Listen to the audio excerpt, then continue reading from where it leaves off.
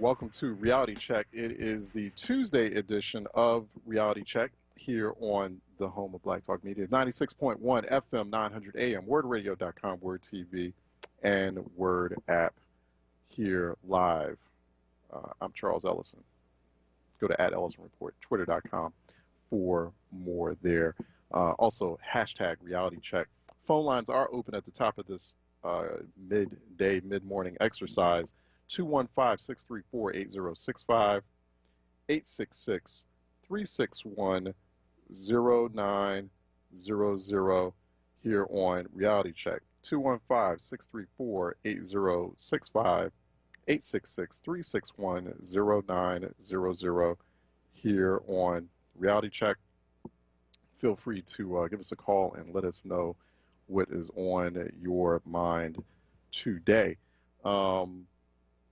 Lots of things that are happening in the news. We're watching various issues, affairs, matters unfold in Washington, D.C., looking for how things will shake out or flesh out as far as potential passage of a $3.5 trillion spending package bill. There's going to be an emphasis on infrastructure and other things in that $3.5 trillion spending package that was put on the table by President Biden, also Senate Democrats. So there's expectations that will pass this week, and also a separate $1.2 trillion mainly infrastructure-focused bill. So that's something we're going to be watching very closely and seeing what sorts of conversations there will be. But both those packages have passed final hurdles. Those are expected to pass for the most part. And then the real key is after that point, kind of tracking the money, seeing how the money's spent. But there's a lot of excitement in certain regions, of course, including the Philadelphia area, tri-state area region, about how those monies, how those dollars will flow into a variety of projects and initiatives, et cetera. So definitely we're going to need to keep track of where that money goes and how that money's spent. But we're watching that very closely in Washington, D.C. Also, locally, of course, just continuing to watch the violent crime situation unfold in Philadelphia. We're now officially at 325 homicides to date, year to date. As of yesterday, 325 homicides in the city of Philadelphia. That's 25% more homicides this year than last. There were 260 homicides at about this same time last year in 2020, so we're still 25%. It hasn't gone below 20% above where the homicide rate was the previous year. So we're on pace to definitely outdo what was already a record year in homicides last year. So just that reminder, just need to understand. People need to understand that we need to talk about that every day, and that's also going on in other major cities as well. Tremendous spikes in violent crime, and lots of calls from folks in the community, from communities and all over the country, demanding action from their local, state, and also federal policymakers as well. Lots of demands now. You're starting to hear more and more demands on Washington, on the Biden administration, on Congress to do something about the rising violent crime. So that's and so it's going to be interesting to watch. So far the Biden administration response has been, well, use pandemic relief money to supplement activities to fight crime or to prevent crime. So, but I feel like as we continue to get more deeper into the summer, if the crime rates continue to increase or continue towards, there's a feeling that they're spiraling out of control as we head into the fall and winter months, as we get closer to the holidays as well.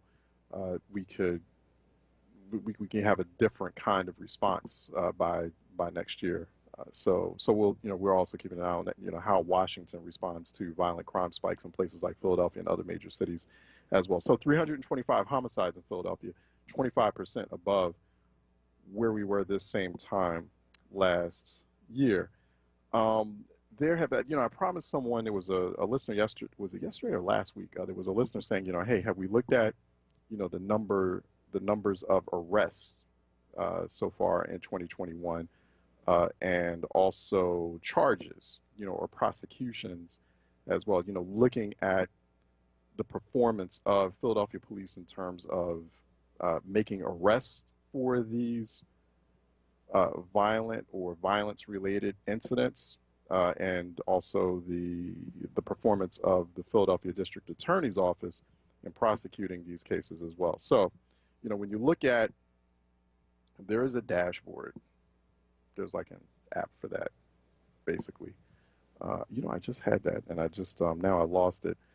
But the Philadelphia DA's office has a dashboard. They have the Philadelphia DAO, District Attorney's Office dashboard, and you can go online to data.philadao.com. That's data.philadao.com.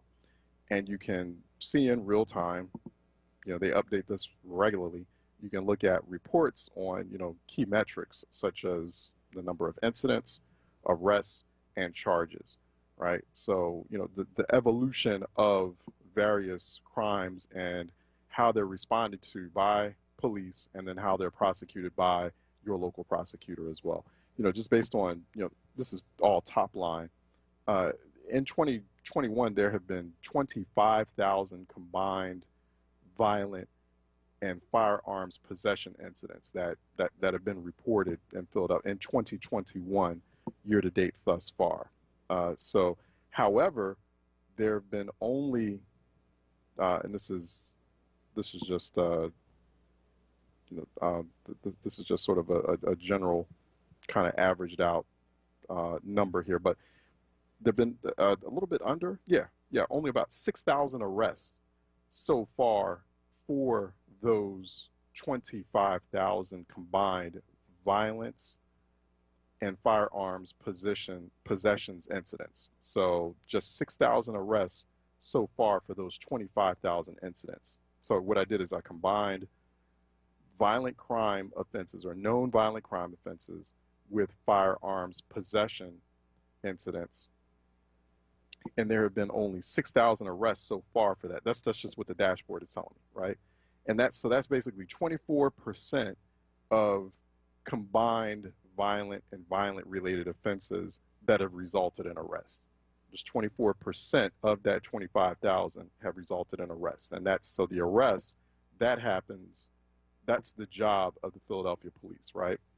Out of that 6,000, just 5,200 of those incidents have resulted in charges. Or that's 20% of combined violent and violent related offenses. So that's when it reaches the prosecution phase. So since 2019, arrests have gone, Philadelphia police arrests, just based on what I'm seeing on that data dashboard, arrests, generally speaking, have gone down, have decreased. Philadelphia police arrests have decreased since 2019. But since 2017, charges have also dropped. So the big question is, why are both arrests and charges going down as violence spikes up? That's a big key question. So those are questions that we'll have to continue asking here on this program and others on WURD as well. So, we'll just, that's just based on my first initial look at the dashboard. I'll unpack that a little bit more and look for other trends later, but you can also do the same. We could do it together over the next few days and into future weeks here on Reality Check WURD. Just go to, once again, data.philadao.com. Phone lines are open at 215-634-8065, 866-361-0900 here on Reality Check, 215-634-8065, 866-361-0900 here on Reality Check. Also, starting, well, just based on news we're hearing now, starting Saturday, Philadelphia landlords will not be able to lock tenants out of their homes.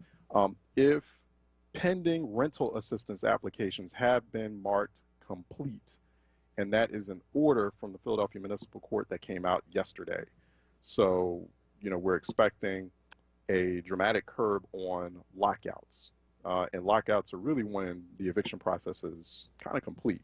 But there's supposed to be an eviction moratorium, but from what we know, Philadelphia Municipal Court didn't get that memo, and so lockouts have been kind of in full spike for a minute now. So that's what's coming out of Philadelphia Municipal Court. Obviously, we'll be watching that situation as it unfolds. There have been, from what we know, more than 45,000 renters have applied in the city of Philadelphia, have applied for assistance. So the city's very slow on that process, getting those applications complete. Apparently, more than 25,000 applications for assistance have been marked as completed. So basically 25,000 tenants are covered under this new order from the Philadelphia Municipal Court. So that doesn't mean lockouts are going to stop altogether. It's just if you're a Philadelphia tenant, you've applied for assistance, your application by the agency that's overseeing the Philadelphia rental assistance has marked your application complete, you are covered under this new order from the Philadelphia Municipal Court. You will not be locked out, according to the Philadelphia Municipal Court, if your application has been marked as complete. So, but you know, we have this issue where about like nearly 40% of applications have been marked incomplete, right? So there's more processing that must be done. We're also getting word that the city has not received enough federal rental relief money to cover all of those applications. So that's another problem. So you've got 45,000 Philadelphia tenants who've applied for assistance. That's more than double what the city can handle based on the rental relief money it's received. So this is developing, and there is another big tsunami that is on the horizon as far as disasters about to strike Philly. Philadelphia is on the verge of a serious, not just eviction problem, but a homelessness and the resulting social cost of that because of pandemic and other factors, of course. So the city apparently does not have enough, and also Philadelphia Inquirer was reporting on this, and other people are talking about that. That's something else that's not being talked about enough. Apparently, the city has not received enough federal rental relief money to handle the current applications, the wave of applications that it has. Let's go to Prince out of Schuylkill, who's waiting patiently for a reality check. Prince, what's up? Hey, Charles, how are you? Good morning. How are you doing? Yeah, you're correct, but the rental assistance for the folks who have applications, they were never going to get locked out because they have applications.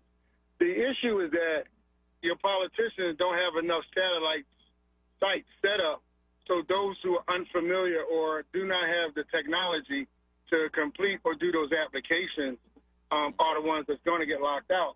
So you need more political input so they can say, hey, come all down to 15th and Poplar, or come all down to Temple, or come to University of Penn, using community college, come somewhere so we can help you fill these applications out so you don't get locked out. And my second point is... So now the other issue, though, Prince, is, no, I think it's a good point, too. The other issue, just like I was saying just a few moments ago, is that there's not enough money for everyone that's applying for rental assistance, apparently. Yeah, but the problem is that you haven't exhausted what was there. So when you say it's not enough and you had spent everything that's there, then those two don't really go together. Spend it all first, then ask for more, opposed to having some chips on the table that you haven't used. Very good point. And my second thing is, I went to my son's 13. He's playing on a new football team in West Philly. And I go, and the grass hadn't been adequately cut, nor have the weeds been removed from under the bleachers, like trees growing there. And I called the chief of staff or the council person. I asked a fundamental question. When is the last time this park been sprayed? They say, well, based on the pesticides that's discontinued at the Parks and Rec, we haven't sprayed the park. I say, well, I just came from Common Avenue and Burholmes, Burhome, and that's a public rec, and the man's spraying that. I say, do you know you can use beer and Listerine and spray to keep the gnats down, or you just not doing it because it's West Philadelphia? And so this is Curtis Jones District, and I spoke to his chief of staff. So when you talk about violence in the city and you don't do the little things to help our 5-year-olds and our 13-year-olds, then the alternative is them getting involved in something else opposed to being proactive on a field where the Wait, parents ain't where was that? smacking I missed themselves. that. What was the rec center again, Prince? Real quick. So What was that again? it's the Monarch Rec Center on 66th Street. Yeah.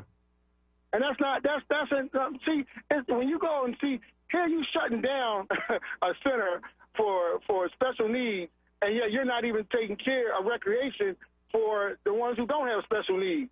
So when you talk about our politicians, man, you 100% correct about the lack of empathy that they have to do the small things, or maybe they just too big. You know what I mean? Maybe they, $100,000 guys who live in $500,000 houses don't see the little things. Don't do the little things anymore. I mean, the little things add up. Right. So, and I'm just right. So I mean, the little things just keep about, accumulating and adding keep up. Talking about these politicians and keep pointing them out. Point them out by district. Don't point them out by names. You don't want to offend them. But point them out by districts, man, because it is totally unfair for African American children. 90% of them, 99% of the African Americans, not to have a clean, decent park. I want to send you the pictures of the trees growing through the bleachers. So now you got those field snakes or those bugs who eat vegetation on the bleachers because you won't. How you cut the grass and not cut the weeds under the bleachers? All right, that's that. I'm it, man. I'm gonna let somebody else go and talk, man. Thank you for taking my call. Yeah, no, I appreciate that. So, that's something to raise. Yeah, no, I agree with Prince completely. 215-634-8065, 866-361-0900 here on Reality Check. Phone lines are open at the top of this Reality Check Tuesday edition. Also, join WURD for the Summer of Freedom Neighborhood Love Tour. This year, we celebrate West Oak Lane, Mantua, Northwest, and North Philly. Tiffany Bacon will broadcast live from a different neighborhood each Friday from 10 a.m. to 12 noon. Our next stop is North Philly at the Martin Luther King Recreation Center. That's at 2101 Cecil B. Moore Avenue, Friday, August 13th. Pick up voter registration information, meet special guests, and stand with WURD. Be a part of the movement to amplify the voice of the Black community. Show your support and join or renew your WURD membership on site. That's the Summer of Freedom Neighborhood Love Tour, and that's at the Martin Luther King Recreation Center from 10 a.m. to 12 noon this Friday, August 13th. Sounds like we also need a Summer of Freedom Neighborhood Rec Center inspection tour. Definitely need that throughout Philly just to make sure that those rec centers are up to snuff. That makes no sense. That people should not be calling in. First of all, you should not be calling in about trash dumping sites, trash strewn all over Philadelphia, and least of that we should not be hearing about like rec centers in certain neighborhoods and the blacker neighborhoods in Philly in disrepair and dysfunction and neglect, right? And then you don't have those other issues in other parts of the city. We shouldn't be hearing about that, and so that's something that we should also pay very close and careful attention to. So once again, it's like going to Prince's point, if you can't be all about stopping violence in Philly if you're not taking care of the little things. You must not care about, you really genuinely, if you're an elected official, you really genuinely don't care about stopping the violence if you're not caring about, you're not attending to the little things. That's my attitude on that. All right, let's take a break and we'll be right back with more open phone lines. Hey there, beautiful. Have you had severe hair loss? Do you have a scalp disorder? Is your hair thinning around the edges and crown? If you answered yes to any of these questions, give us a call at 215-225-2442 to schedule a consultation with Babes Holistic Hair Salon located at 3117 North Broad Street. Babes Holistic Hair Salon is dedicated to improving your inner and outer beauty. This ad is brought to you by the North Broad Renaissance and Truist Foundation. The Black Words Book Club.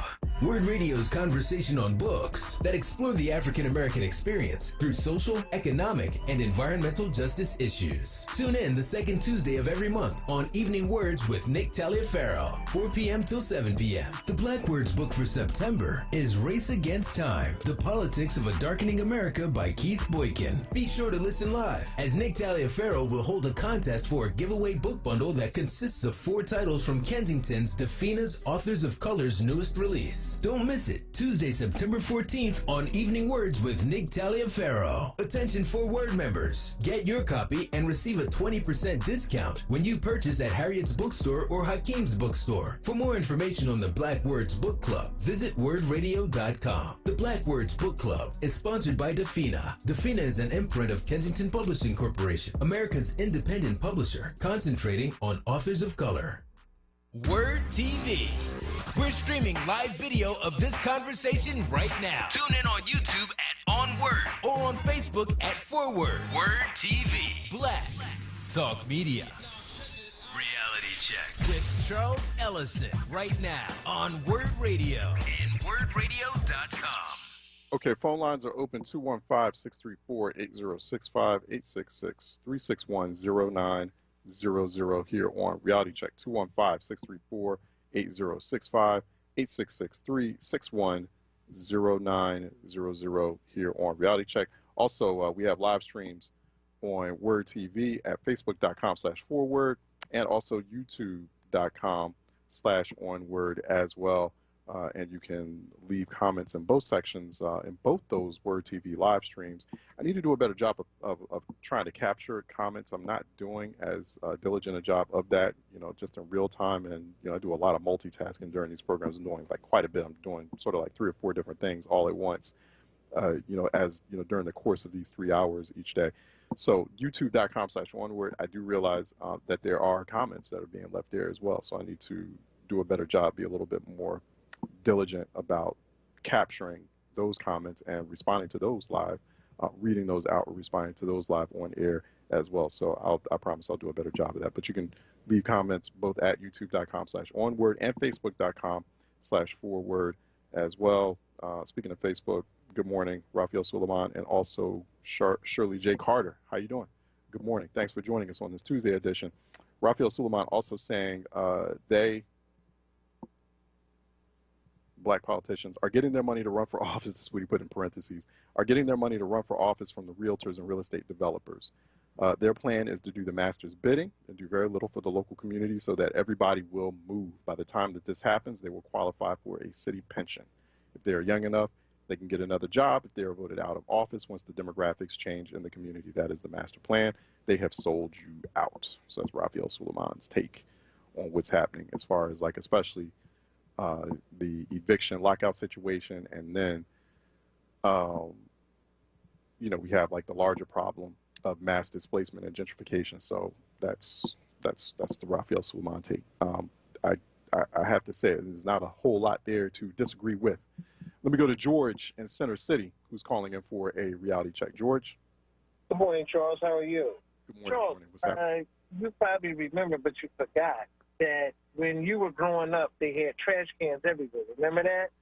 And, we started missing the trash cans. But if you understand the history and understand why they stopped putting trash cans in neighborhoods, and then you understand what happened. They started setting them on fire. Remember all these fires we was having all through the city and everything? People's cars was getting burned up, houses. For whatever reason, they started setting trash cans on fire. People didn't want them in the neighborhood because people was bringing out trash out their house, putting it there, and it became a rat and infested. That's what we always say. You got to be careful what you ask for. You might get it. Let's get back to your favorite council person, Mr. Curtis Jones, which I really admire and respect because at least he keep it real. He do nothing for black people. Stop asking Negroes in Winfield and in that area, West Philly, stop asking your council person for something if you're black, because you will not get any service. You have to be white. You have to live in a nice, the upper part of the echelon. Those are the ones who vote for him, not your Negroes. Now, this is what he thinks and what he says. So you have to change his mind. He proves it. Every time he runs, black folks overwhelmingly vote. He gives them nothing. Like he said, if I start giving them something, then I got a problem. I give them nothing, I get the same results they vote for. So, that's the way that goes there. Second thing is, Charles, is that, these elected officials are not trying to stop this violence. That's their campaign stomp the speech. We this, we that, we had a rally, we that, this, that. I've been saying that all along. Second thing is, didn't I tell you that these Negroes was not going to get that money that they thought that Krasner had? Believe me, when I tell you you're not going to get anything, you're not going to get it. You're not going to sit up there. I don't care how much you kiss up and suck up. If you're not in the, in the pipeline and you're not one of the groupies, you're not getting it, period. Stop thinking you're getting something that you're not. I don't care how much you march, how much hell you raise, and how much you poke, you're not getting a dime. Put your work in the proper lane, you get your proper reward, But Charles, you've been bringing issues up, but they always look at that's not a whole day issue that he'll bring up. He'll bring it up. We'll take that few minutes hit, and that'll be it. But if you start banging them, Charles, like you know how to bang them, you talk above their head. You're a little too intelligent for these elected officials. Start talking on a 6th and 7th grade level, and that's pretty high. You might get through to them. But you keep talking, that language that they're not comprehending, and that's why they still had that ill-reputed type behavior that they had. I mean, I know these clowns, Charles, and they're vicious. And you think that is bad this time? If you don't reelect the right people in council this time, and those state reps, they just a write-off. They ain't even worth talking about. I don't even talk about them because they keep telling you, the council people here, Charles, keep telling you about this rent abatement. You've got Jim Roebuck was a former state representative. You got Councilwoman Blackwell, who is no longer not your council person. People think she still is, but she isn't.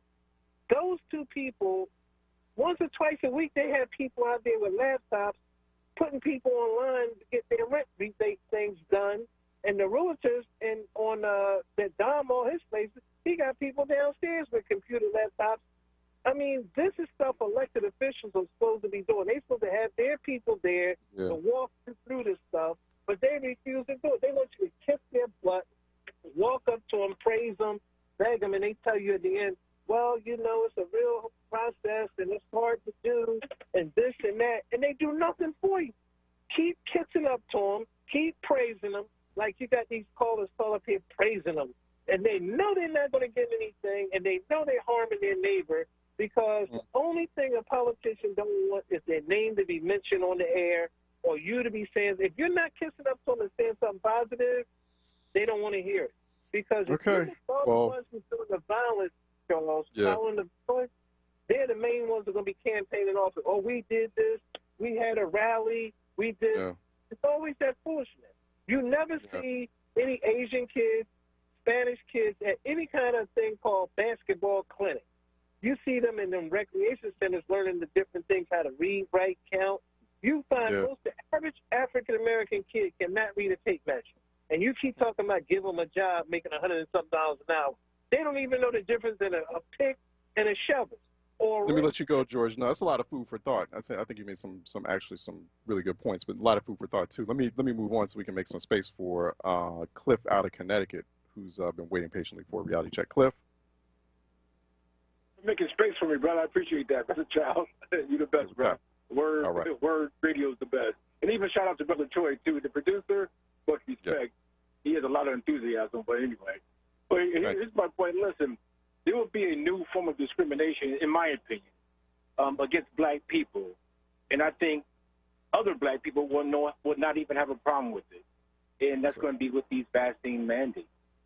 And so why is that a new form of why wait a second, Cliff, why is that a new form of discrimination? Like, I've heard that argument. I think the Boston mayor brought that argument. Well, how is that a new form of discrimination when we grew up with that? That was fine. Everybody had to do that. You had to get a vaccine, booster shots. You couldn't go to school unless you got your vaccines. That's why we survived till the age of 40, 50, 60 or whatever, because we got our shots. I don't understand why. Like, I don't get this argument. Why is that going to be bad or discriminatory for black people, especially black people who are deciding that they don't want to get vaccinated, which is an insanely just ridiculous position. But then people sitting up in bed on ventilators dying, and then like they're suddenly asking for the vaccine. Like, dummy, you had a chance to take it. Like, I'm just saying. Go ahead. I'm sorry. Go ahead. Right. No, I understand. Thank you for sharing your viewpoint. No, but I've been saying that these mandates in Connecticut, that's exactly what's happening. Not only in the schools, and keep in mind, too, those vaccines that you were talking about earlier were FDA approved. These are still not FDA approved. They're still but that's just because we're in the middle of a pandemic and we had to get, it's funny. Like, I keep making this statement, Cliff. First of all, paraphrasing what this doctor said the other week, like, how are y'all suddenly scientists? Like, suddenly, no, how about this? How do you know, like, how the intricacies and the science behind developing human civilization is like hundreds of years ahead of where it was in terms of medicine, and we have the ability. We accept when Apple comes out with a new iPhone and we marvel at the new technology. That we actually have the type of industry now, we have the type of science that, yeah, can rapidly develop a vaccine in the middle of a highly contagious and deadly pandemic. And in fact, they were already studying coronaviruses for quite a long time because they knew that this would be an eventuality and they needed to develop a vaccine so the whole planet, so the whole civilization wouldn't get wiped out. So it's like I'm not surprised, I'm not shocked that vaccine was developed that quickly. And yeah, they had to do an emergency approval. And so right now they're almost close to the final approval. That's just the way, like, I mean, once people understand how the FDA works and how that whole process works, none of this is surprising. I don't buy the argument that, oh, we shouldn't take it because it's still an emergency. Well, we had to do that. We're in the middle of an emergency. Okay, all right, okay. So what, you don't approve, you got a life-saving vaccine, it's been researched, it's been proven to work. It's 95, for the most part, on average, anywhere from 92 to 95% effective. Y'all weren't complaining about flu shots, and that's just 45% effective. I don't take the flu shot either. But let me say this, though. I'll give you that, and I'll take that argument. But also I want you to admit and to confess that these three of these vaccines were under Operation Warp Speed under the Trump administration. So please give him credit for what he did. You know what I mean? I'm not giving President Trump credit for developing a vaccine. I'm giving the folks inside the federal government, bureaucrats. I happen to know a few of them who I talked to off record, and they tell me about how, like, Trump didn't care about the people in the Trump White House did not care about vaccine development. They were the ones, the people who saved us were people who were civil, who are permanent civil servants in the federal government, who it just so happened it fell on them the job of rapidly developing or helping facilitate the contract and procurement process, and also whatever channels needed to be opened up to get that vaccine approved as quickly as possible. Hell no, I'm not giving President Trump credit. Give President Trump created the pandemic conditions that we're in right now. That's what if you want to give him any credit for anything, no, I'm not giving him credit, because he wasn't into managing the situation in the first place. He didn't care about whether or not a vaccine was developed. He did not care. We have like plenty of evidence showing that. No, I'm not good. No, I'm not. No, there's no need to give him credit for that. Especially when he mismanaged what started off as an outbreak, and we could have prevented it. There were things he could have done. There were opportunities that were there to have prevented this from becoming a worldwide contagion. And, because of for his own selfish reasons and because of his own selfish needs, and also other things that were going on within that administration, they decided not to do that. They decided not to avoid it becoming a pandemic. Full stop. 215-634-8065, 866-361-0900. Let me go to Ms. Marta out of Center City, who's calling in for a reality check. Ms. Marta? Good morning. Thank you for taking my call. I would like to make comments on two different subjects that are both in play right now. The first has to do with the gun violence problem. On one show on WURD about a week ago, the author Alec McGillis was interviewed. He had written an article in ProPublica called "What Philadelphia Reveals About America's Homicide Surge." It's a well-written, long-form article that traces one mother's struggle to keep her son alive by moving from to neighborhoods that were considered safer. She, unfortunately, by the end of the article, she does not succeed, and she has lost her firstborn at about age 21. The article is emotional. You can probably hear it in my voice. It's evocative, but it... Is that the ProPublica? Yes, that ProPublica. very article. Yeah, we had that gentleman, Alec McGinnis. Yes. Right. Yes. He was on last week. He was here on Reality Check. We talked with him. In a way, I'm calling now because your show today brings together what I think he left out of the article, which is the underpinning of the disinvestment from communities to gentrify them. He doesn't explain why Nikisha has to move from one place to another, but it's because those parts of the city where she was raised and wanted to raise her family became uninhabitable.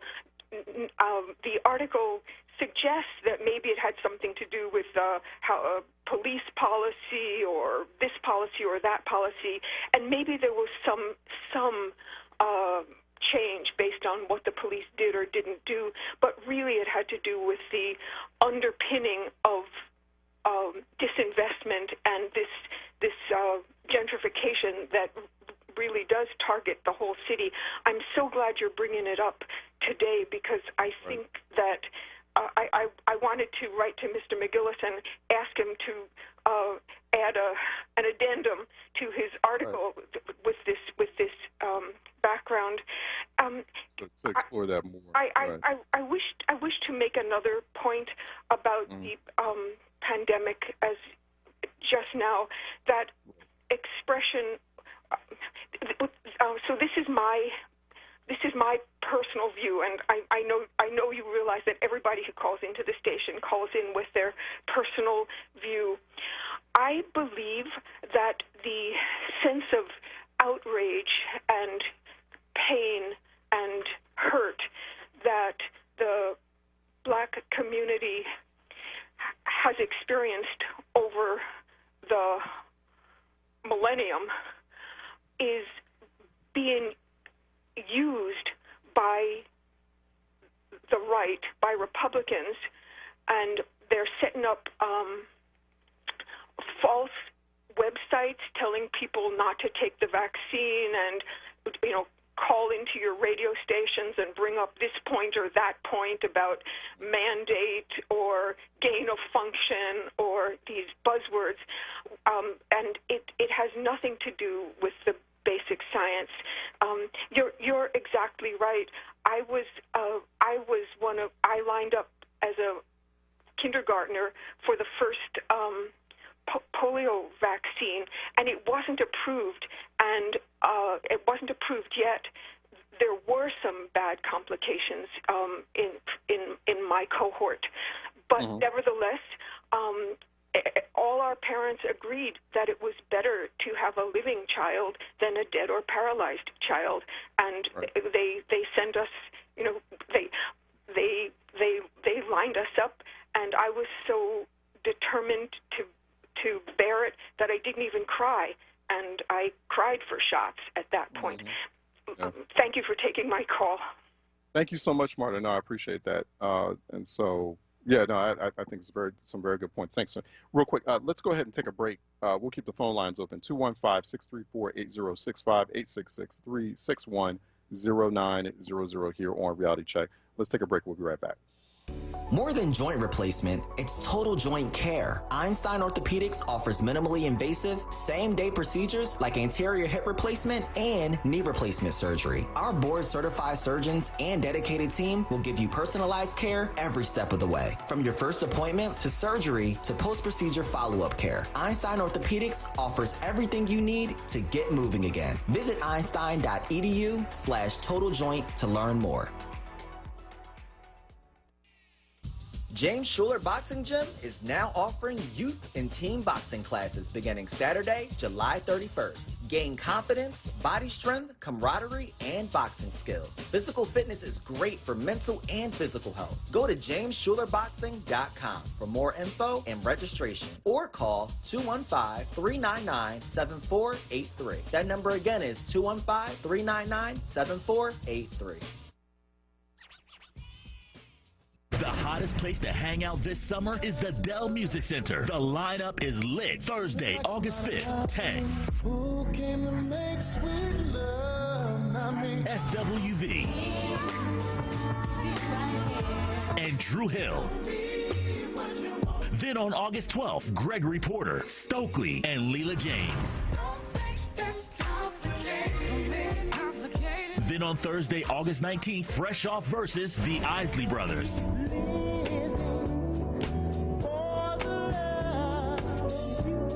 Performing all their greatest hits with Kelly Price and Carol Riddick. Get your tickets at the Dell box office and Ticketmaster.com. This is going to be an incredible season with Tank, SWV, Drew Hill, Gregory Porter, Stokely, Leela James, Carol Riddick, Kelly Price, and the Isley Brothers. For more information, log on to thedellmusiccenter.com. Join WURD for the Summer of Freedom Neighborhood Love Tour. This year, we celebrate West Oak Lane, Mantua, North, West, and South Philly. I'm Tiffany Bacon. I'll broadcast live from a different neighborhood each Friday from 10 a.m. until 12 noon. Our next stop is North Philly at the Martin Luther King Recreation Center, 2101 Cecil B. Moore Avenue on Friday, August 13th. Pick up voter registration information, meet special guests, and stand with WURD and be a part of the movement to amplify the voice of the Black community. Show your support and join or renew your WURD membership on site. That's the Summer of Freedom Neighborhood Love Tour at the Martin Luther King Recreation Center from 10 a.m. until 12 noon, Friday, August 13th. WURD, showing love this summer. The WURD Radio Neighborhood Love Tour is sponsored by Comcast and supported by Pico, Keystone First, Ready Set Philly, and Hope Partnership for Education. Reality Check with Charles Ellison right now on WURD Radio and WURDradio.com. WURD, Progressive Black Talk Media. Phone lines are still open at 215-634-8065, 866-361-0900 here on Reality Check. 215-634-8065, 866-361-0900 here on Reality Check. Good point, Raphael Suleiman. The vaccines are still in an experimental designation, so that's why we have emergency approval going on based on the science. These vaccines are ranging from 90% to 95%. In fact, the most effective vaccines we've ever had in human history. And he's also saying, I said that just now. I kind of footnoted what Raphael was saying, but he says the vaccines are still in an experimental designation, but they are your best bet for overall protection. Yes, I hear you, Raphael. So I just need particular virologists. I mean, unless you have a suggestion of a specific person who's going to call folks back to come on this program to talk about that deep viral science. I have personally reached out to a couple of people, but haven't received calls back. So I hear you say this quite frequently about reaching out and getting a scientist or a virologist or someone to come on to speak deeply about the science. One, haven't had those persons call back. Two, need someone to come on who's going to be accessible and user friendly when they do come on, and it doesn't get and we don't get too lost in some of the language that a lot of listeners don't understand, because that's another thing as far as science literacy, making sure that that's an accessible conversation and it's understandable and people walk away from it actually capturing something. But if you have a suggestion on a specific person who's media friendly and who's at a Wistar or Chop or Penn, let me know. And so if it's someone I'm missing or some other place, just let me know. So it doesn't have to be in Philly. It could be from another medical institution somewhere else. But definitely happy to take any recommendations on that. Appreciate it. All right, 215-634-8065, 866-361-0900 here on Reality Check. 215-634-8065, 866-361-0900 here on Reality Check. But just going back to that conversation about vaccine mandates. I mean, we've been warning you about this for months now. So since last year, like, hey, you have like these high levels of vaccine reluctance. If it gets to the point where it becomes dangerous, it keeps prolonging the pandemic, then you're going to see. I'd already been quietly having those off-record conversations with policymakers in different places, and also, people making business decisions, chambers of commerce, et cetera, and they were whispering that, hey, at some point we're probably going to have to do vaccine mandates. They were a little bit more aggressive about it recently in France, and in terms of being a lot more universal about vaccine mandates. You can't pretty much navigate in society until you get your vaccine. You can't spread this contagious contagious virus going in and out of public spaces, and and being a walking public health threat. Like, that has to stop. And so now we've reached a point of mandates, which are no different from, once again, immunizations that we needed to, or as children, or that our children were expected to have entering school for the year. You couldn't go to school for the year. That's just been a standard practice for years now. And then suddenly, I don't know, suddenly people have issues, suddenly have all sorts of problems with that based off of false information, off of disinformation at that. So, yeah, I mean, if you have still high proportions of Black people in certain communities who are still on, still at this stage, like after we've gone through lots of conversation and discourse and lots of learning about the efficacy of this vaccine, and also about its safety and how it will prevent you, end of the day, from being hospitalized and dying, but you're still refusing to take the vaccine, then yeah, you're going to have, that's going to have a disproportionate impact on, on Black people. The vaccine mandate is going to have is going to have a disproportionate impact on Black people, but it's not like the vaccine mandates are targeting Black people. It's no, those Black people making this erroneous choice to not get vaccinated when they have ample opportunity to do so. So it's like, yeah, okay, then it's a cluster of y'all still, rejecting this public health imperative.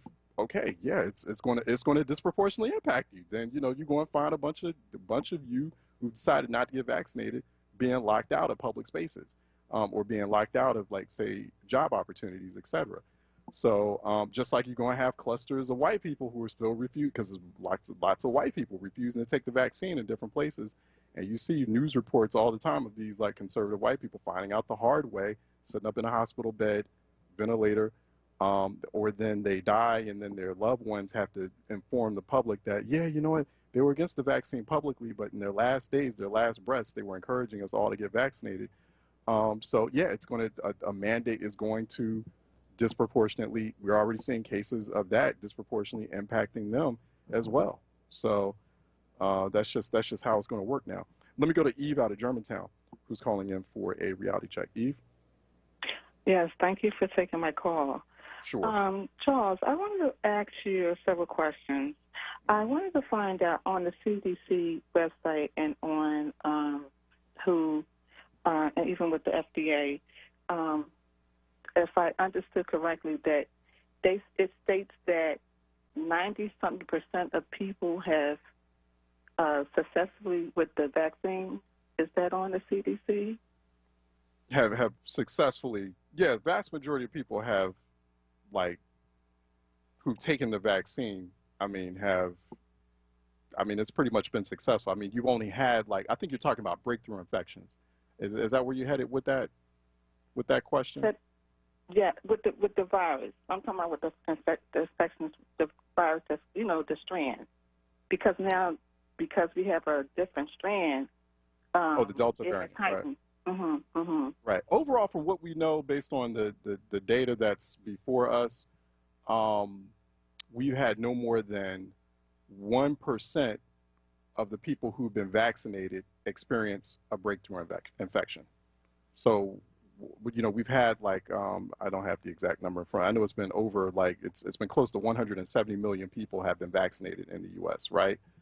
Only 1% or last I checked, it was like a little less than 1% of that entire vaccinated group have had some sort of breakthrough infection. We're like, and even in that case, I mean, we're not. I think if we have seen cases, they're very rare where that breakthrough infection ends up in like hospitalization and death.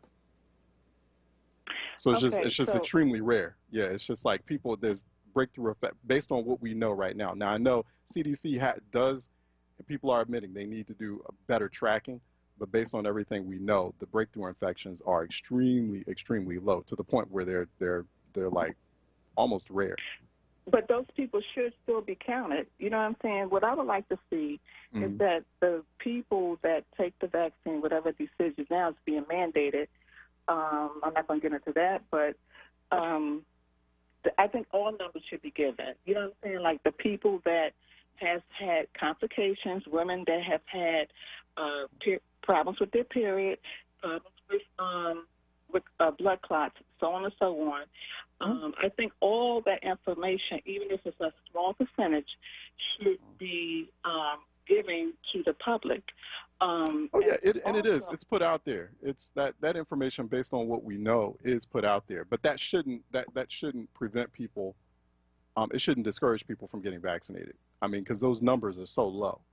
I mean, you're always going to anything, whether it's a vaccine or it's like the car you drive. There's always that small chance that something wrong is going to happen. That's I mean, there's nothing that we do is always 100% perfect. And so there's always, I mean, but these are very high efficacy rates. I mean, you have a vaccine that's anywhere, like I said, ranging from 90 to 95% effective. I mean, that's really good. I'd just like to say one more thing. Thank you. Sure. There is a doctor. He's a virologist. He is a scientist. He has like 6 degrees. I'm thankful that he is a black doctor. He studies in infectious disease. His name is Lane Rollins, R-O-L-L-I-N-G.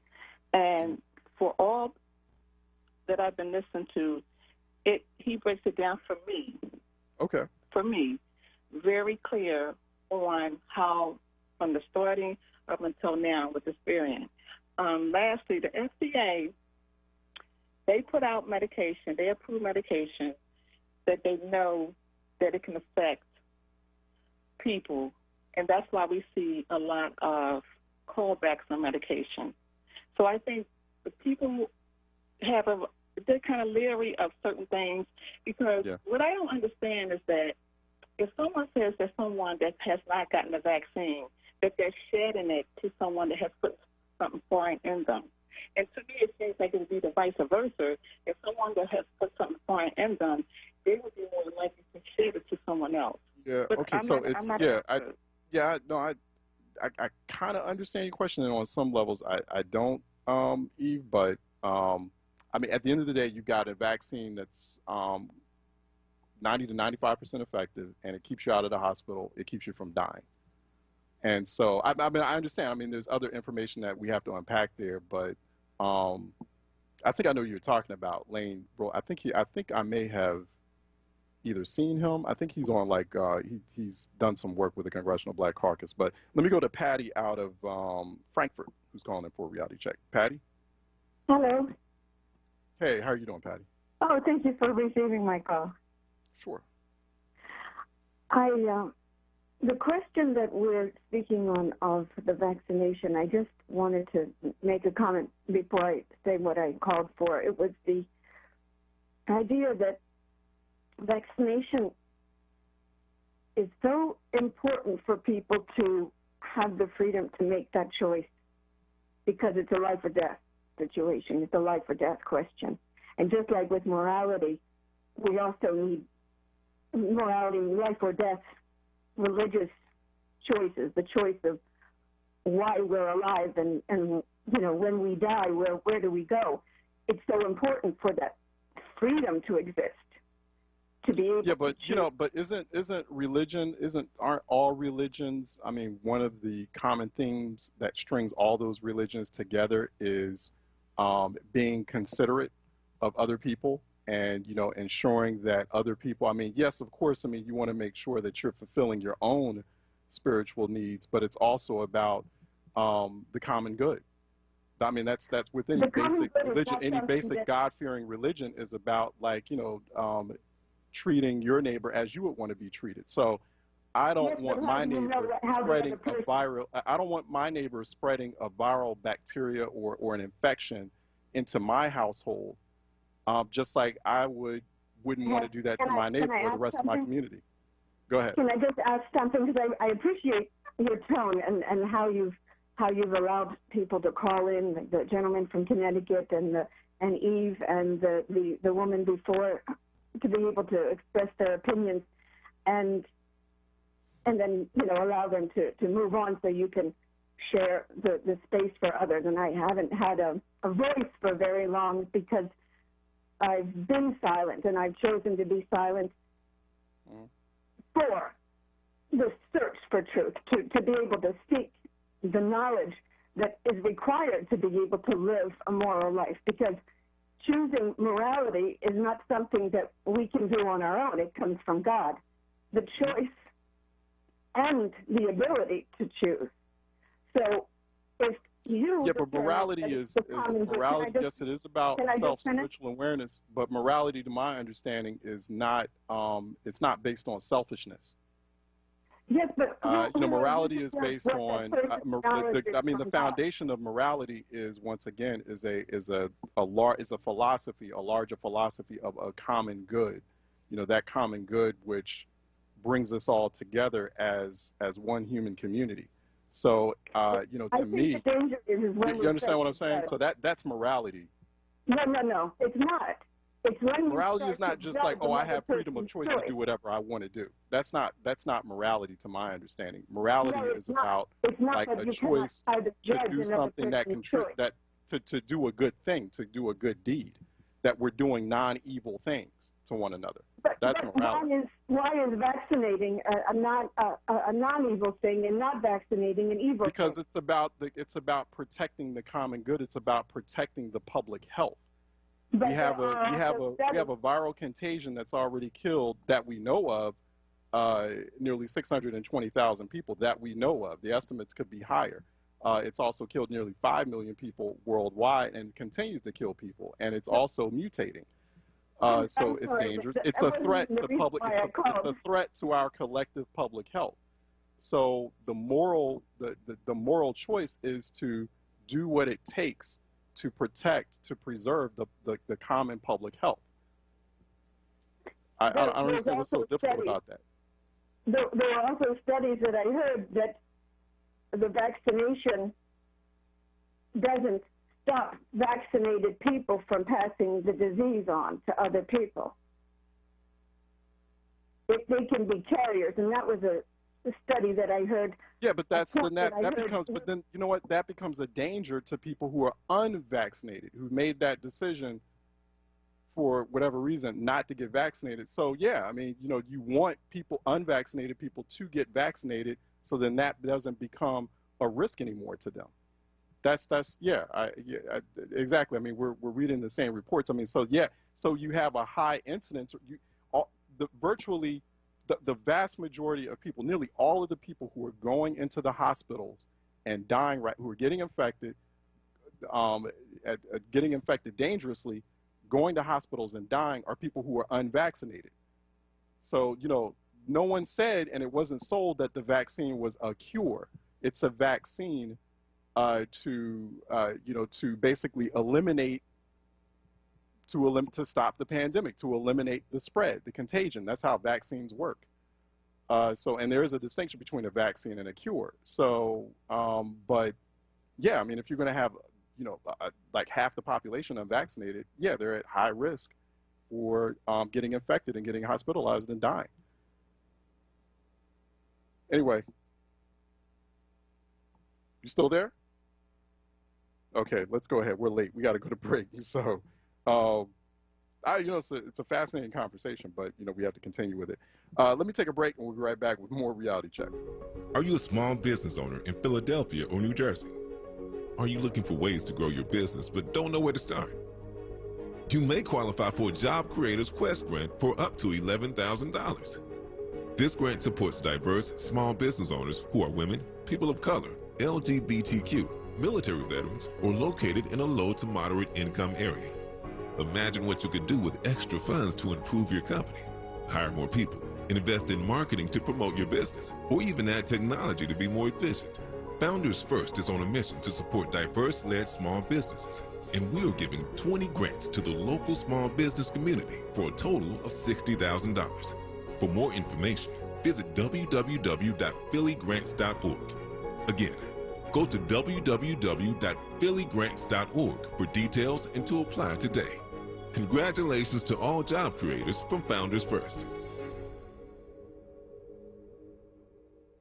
Philadelphia residents can stay cool this summer with Parks and Rec. Between public pools and spray grounds, there are over 150 free places to cool down and have fun this summer. Spray grounds are open from 11 a.m. to 7 p.m. daily. Pool hours vary by location. Visit phila.gov/PPR to find a pool or spray ground near you. Family Therapy Vignette Moments with Dr. Lucille Ijoy. Many people say they believe in God. I believe that God loves us all. I believe that God loves us all. Well, how dare you, Ijoy, leave some people out of the love circle? Well, I believe that God loves us all and at all times. All people, red and yellow, black and white, they are precious in His sight. Many people teach their children that in Sunday school. I'm old enough to remember that. And many people love to say that. I'm old enough also to know what the backlash is apart. Because some people don't like what you say. They say to me, are you serious? You think God loves all people? I said, some people do say that, but they don't love people who hurt others. I say, God likes everybody, but not people who hurt people. People say they ought to go straight to hell. The whole subject is very touchy. Maybe we'll talk about this sometimes. I believe that God loves us all people, all the time. I was in the middle of the Atlantic Ocean when it happened. There was a sudden jolt and our submarine crashed on the seafloor. We were in total darkness. That's Dr. Dejana Figueroa, a marine biologist and STEM teacher, talking about a deep sea dive she'll never forget. It's funny, when I was a kid, I was afraid of the ocean, and there I was, 2 miles below the surface. But as a scientist, you prepare for that. Using our training and a little creativity, we fixed the sub and finished our experiments. The dive was just too important. Every dive gives us glimpses at things few people ever get to see. Glowing creatures, fiery undersea volcanoes. When we got back to the surface, I kissed the ground and called my mom, of course. But you know what? I wouldn't trade that dive for anything. Dr. Figueroa uses her passion for STEM to discover new things and make the world a better place. She can STEM, so can you. Check out She Can STEM for more stories and inspiration. A message from the Ad Council.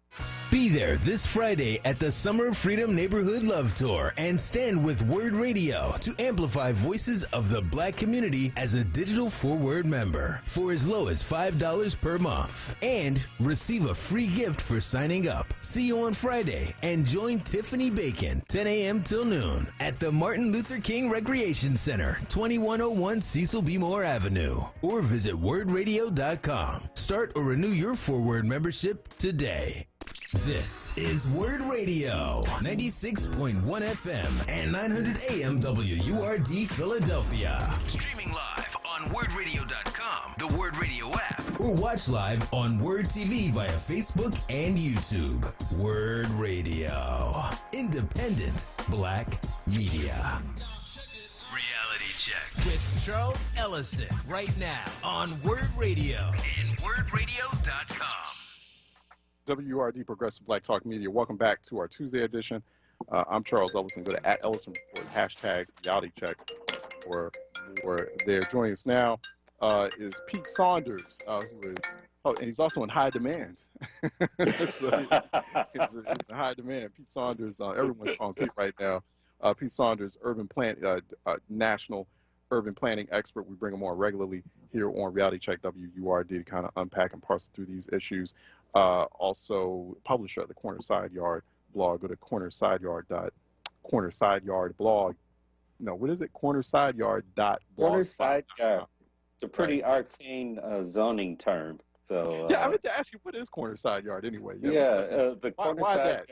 It is the yard that is on a corner property that faces the street. And there are different zoning standards that apply to that as opposed to a side yard that might be in a mid-block area between two houses.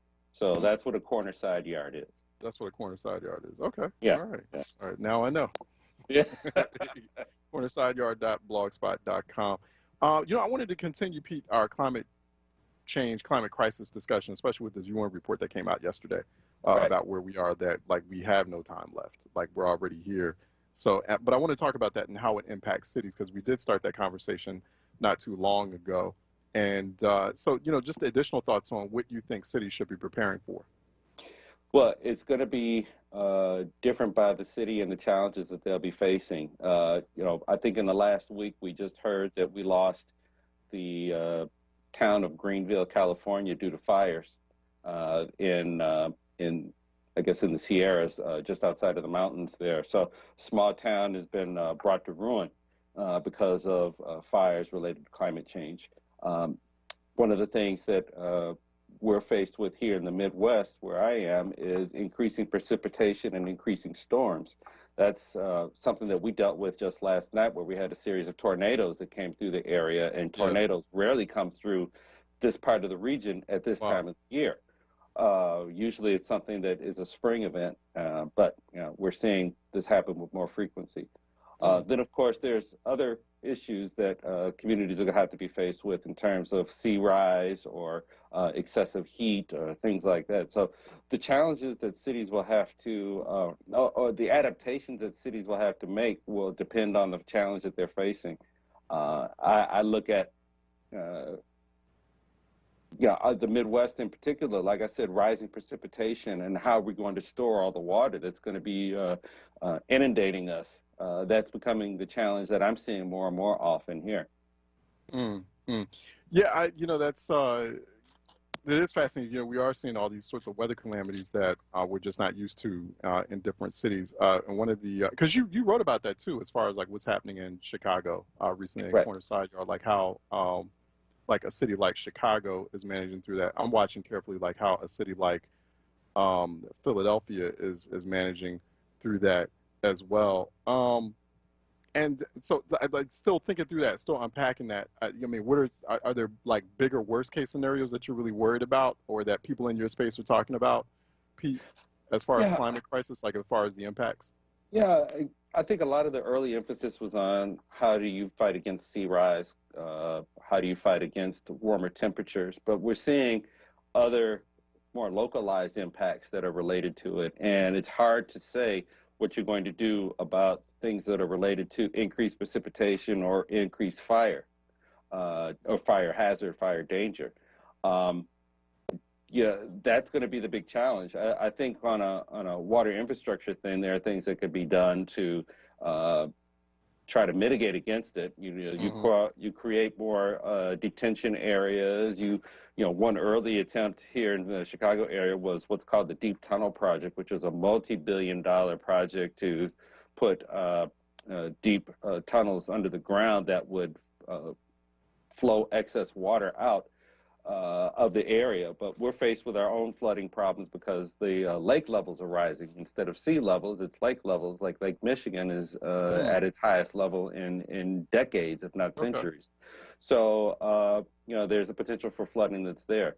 So fire, how do you protect yourself against it? I don't know. I think we know more about how to protect ourselves from sea rise and how to create environments that keep us cooler in hot temperatures than we do about some of the other challenges that are facing with us. But I think the talk right now is, in terms of climate change adaptation, is in planning circles, how we adapt to those localized challenges that are affecting places. Yeah. Another thing too is that, like, especially with flooding, especially with hard rains, and then that becomes a challenge in terms of stormwater management.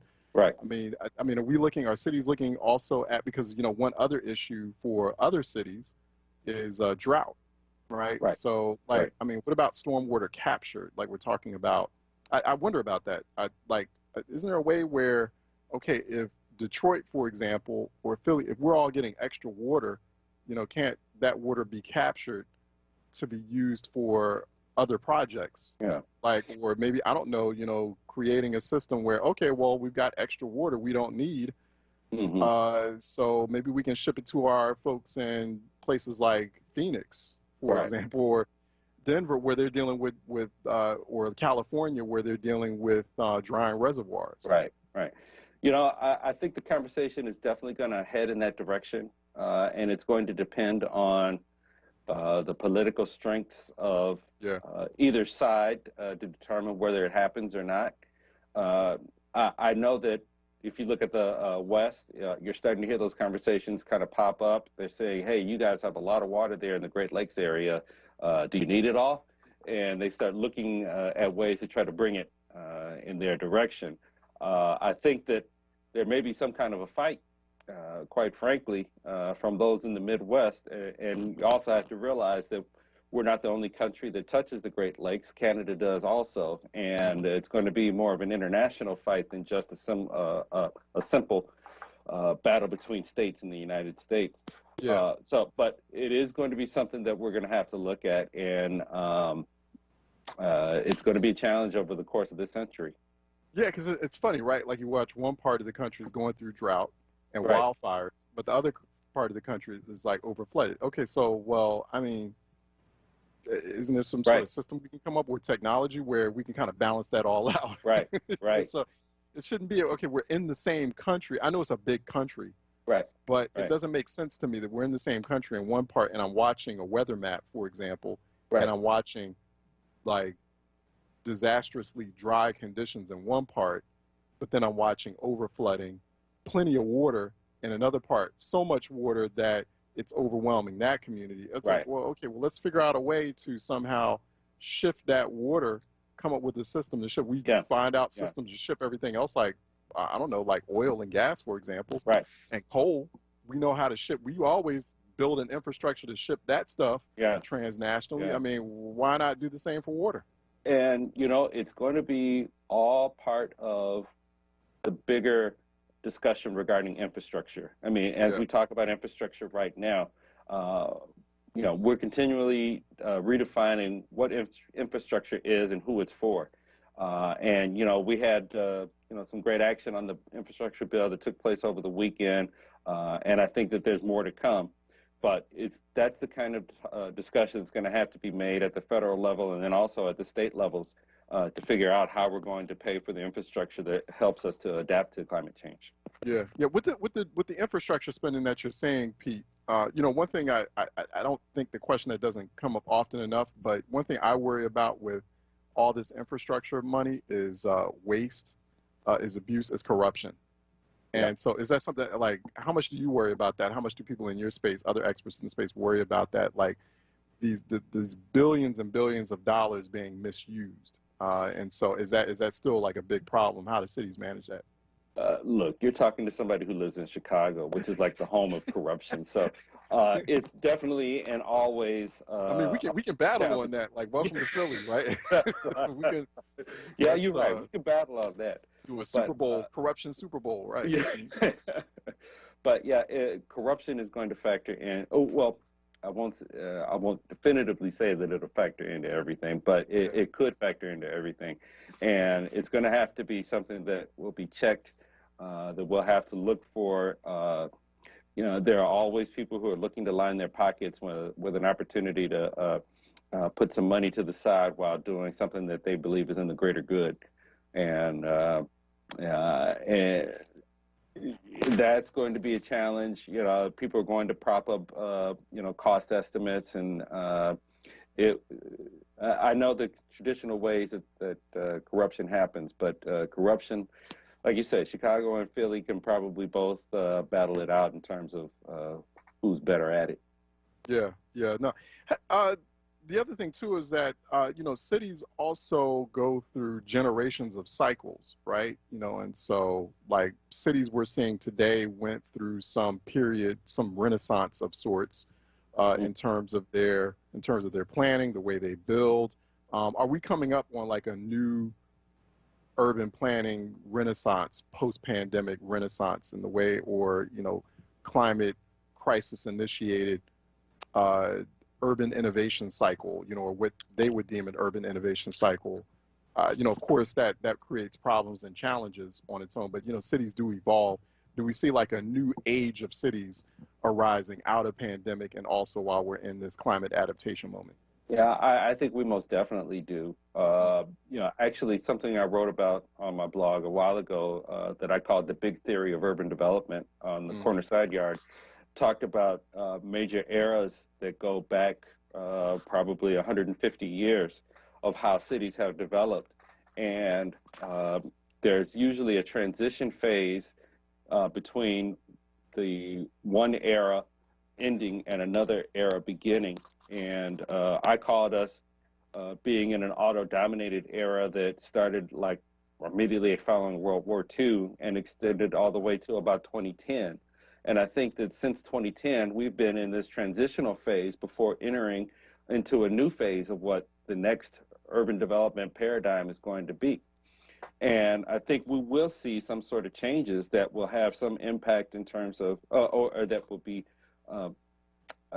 taking into account climate change adaptation, also taking into context the urbanization of suburbia, as places will become more and more dense, and the suburban fringes, the reuse of inner city lands, and getting beyond the gentrification narrative, and probably building cities that are more affordable, and how we move away from the typical model of office development in centers and maybe in city centers, and maybe they become something much more habitable for more people.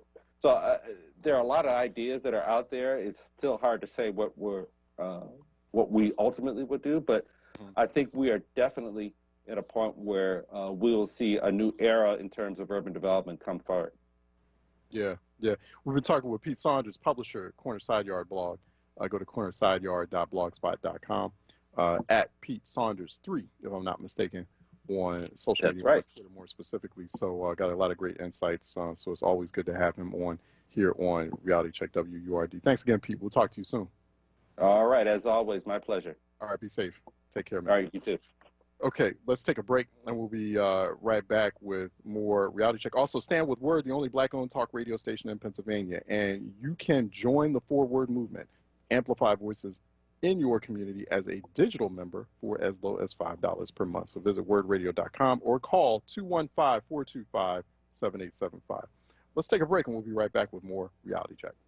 Join the African American Chamber of Commerce for their signature Building Back Black initiative, a national convening of mayors on Wednesday, August 11th at 9 a.m. This is a free online event featuring mayors from across the country, moderated by 6ABC Action News anchor Shari Williams and hosted by the African American Chamber of Commerce President Regina A. Hairston. This town hall reflects on the current state of black businesses in these cities with highly dense African American populations. Additionally, local Philadelphia thought leaders are featured in the special, providing local insight and perspective. This is a free online event hosted in partnership with WURD Radio's Livelihood Initiative. Visit mayorsconvening2021.eventbrite.com to register today. Enterprise Exterminators, located at 4943 Wayne Avenue, has been in business since 1976 and can eliminate whatever pest problems you have. Enterprise specializes in bed bugs, lanternflies, and termites. Call for your free termite inspection today. Do-it-yourself kits are available. Enterprise Exterminators, servicing Philadelphia, Delaware, and New Jersey. Call now, 215-849-7070. Ask us about the WURD and senior discounts. Some see the world as it is. Others realize they have the power to change it, to see what's not there and fill in the blanks. At Penn Medicine, seeing things this way has always been our way. It's why we were able to make the impossible possible, detecting hidden tumors by making them glow. It's how we did the never been done, overcoming infertility with a uterine transplant, And it's how we made the unimaginable a reality, restoring sight to those with genetic blindness. Because to change the way things are to the way they could be means seeing things in ways no one else can. So our eyes are wide open to the possibilities before us. And the future is in focus more clearly than ever before. Penn Medicine, the ability to change the world, starts with seeing a new one. Discover more at pennmedicine.org. WURD TV. We're streaming live video of this conversation right now. Tune in on YouTube at onWURD or on Facebook at ForWord. WURD TV. Black Talk Media.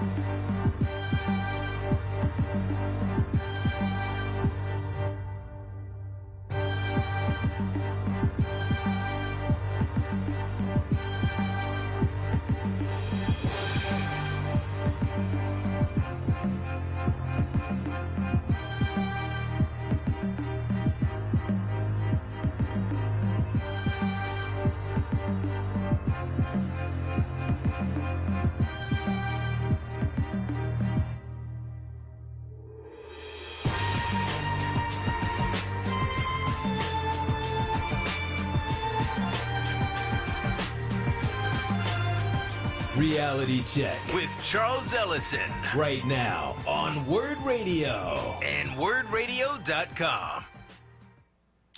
Okay, WURD, Progressive Black Talk Media. Welcome back to the Tuesday edition of Reality Check. I'm Charles Ellison, hashtag Reality Check, at Ellison Report for more on Twitter.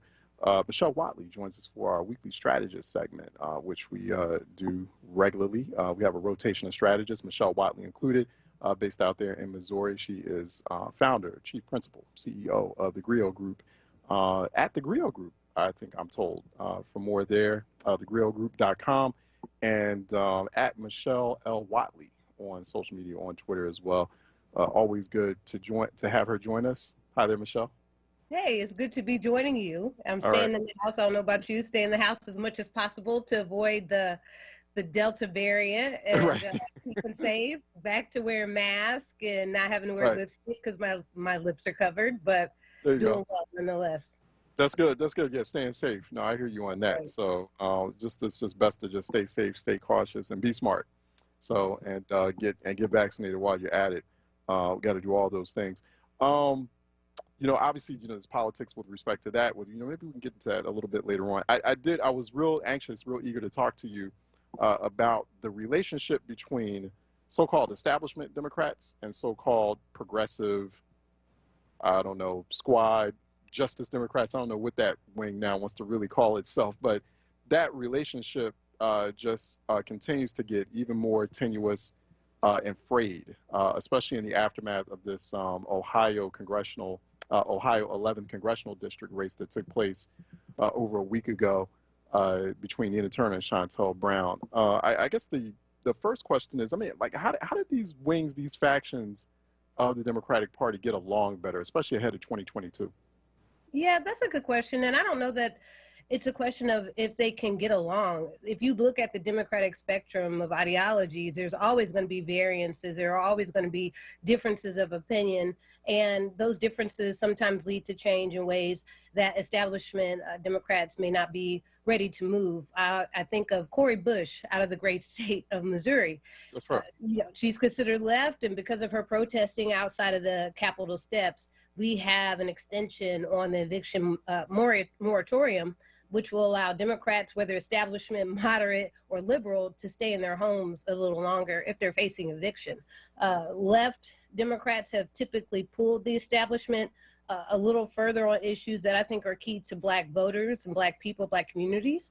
So I don't know if it's an issue of them getting along per se. I think what we need to be concerned about is obstructionism within the Democratic Party, right?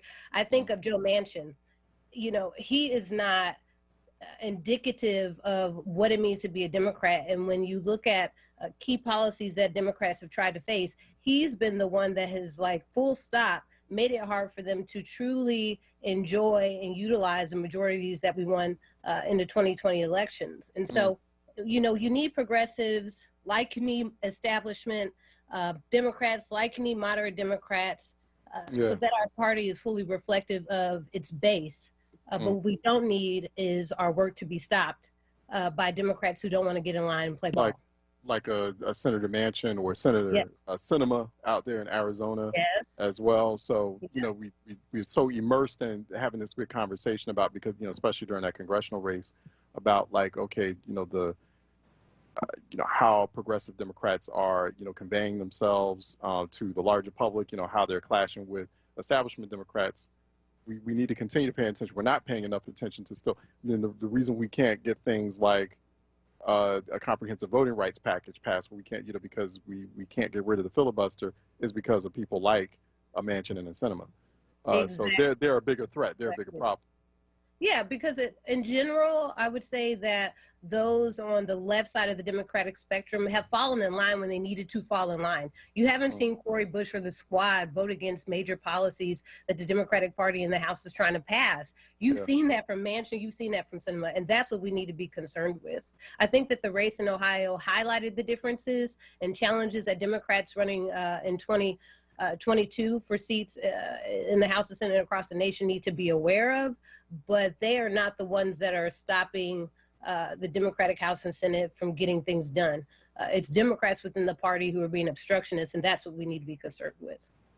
However, it's the tone of the conversation that worries everyone, right? And so, the one thing that is similar between like the Manchins and Sinemas and also the folks like, Nina Turner, Ilhan Omar, Rashida Tlaib's, the progressives, Justice Democrats, et cetera, is that it seems like there's like more criticism of Democrats, or there seems to be more sort of emphasis or obsession with things that Democrats aren't doing, or specific things Democrats are doing, specific things the Biden administration is not doing. It's like constant pouncing on Democrats, not a whole lot of pouncing or conversation about the sinister things Republicans are doing.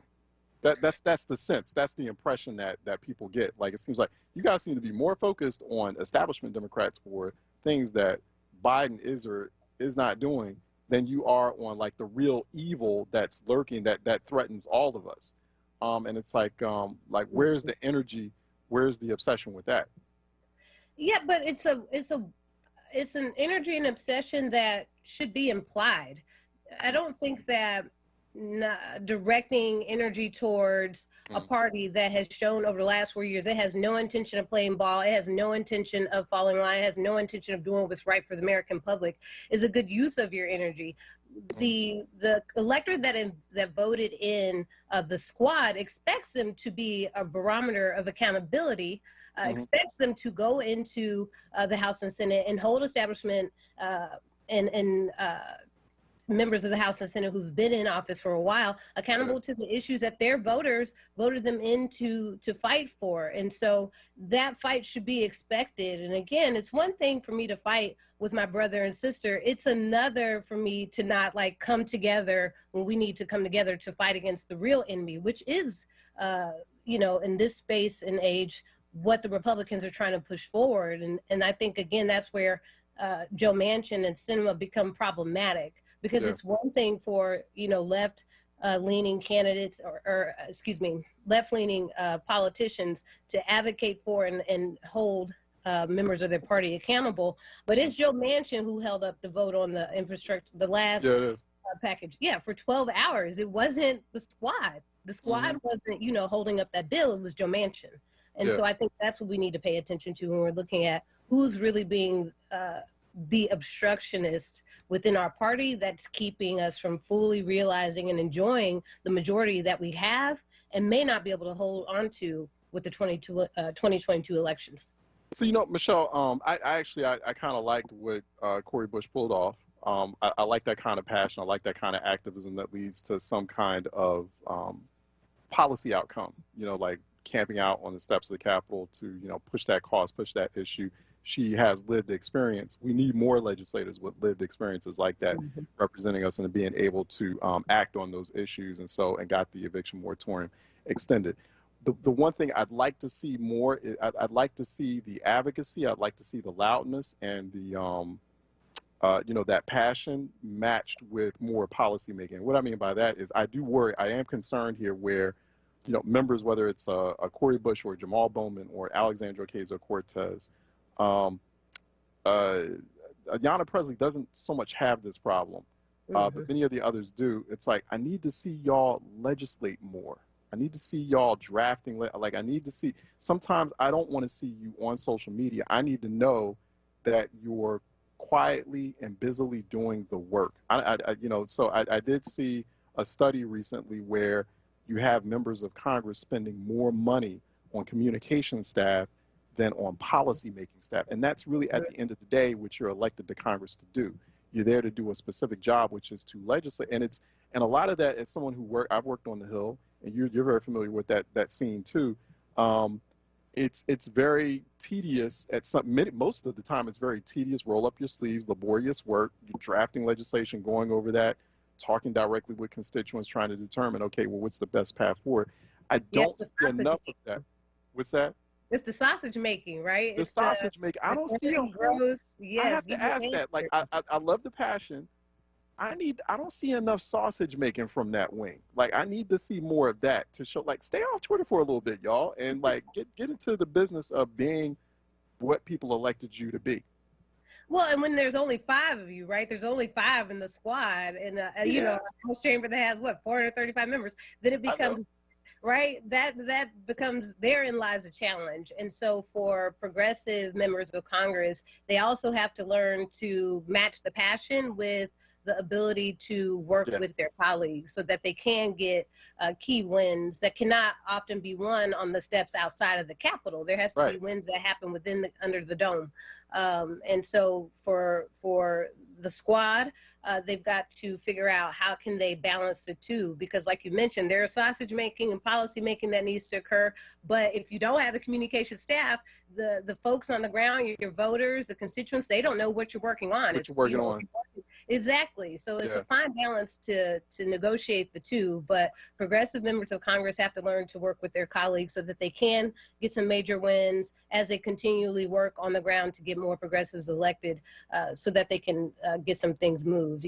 I would, if I were them, I'd go talk to Congresswoman Barbara Lee out of Oakland. She has been the lone Black progressive in Congress for many years was groomed under the tutelage of Shirley Chisholm. How has she managed to navigate being in Congress and still pushing forward progressive issues for a district that is highly progressive, Oakland, California?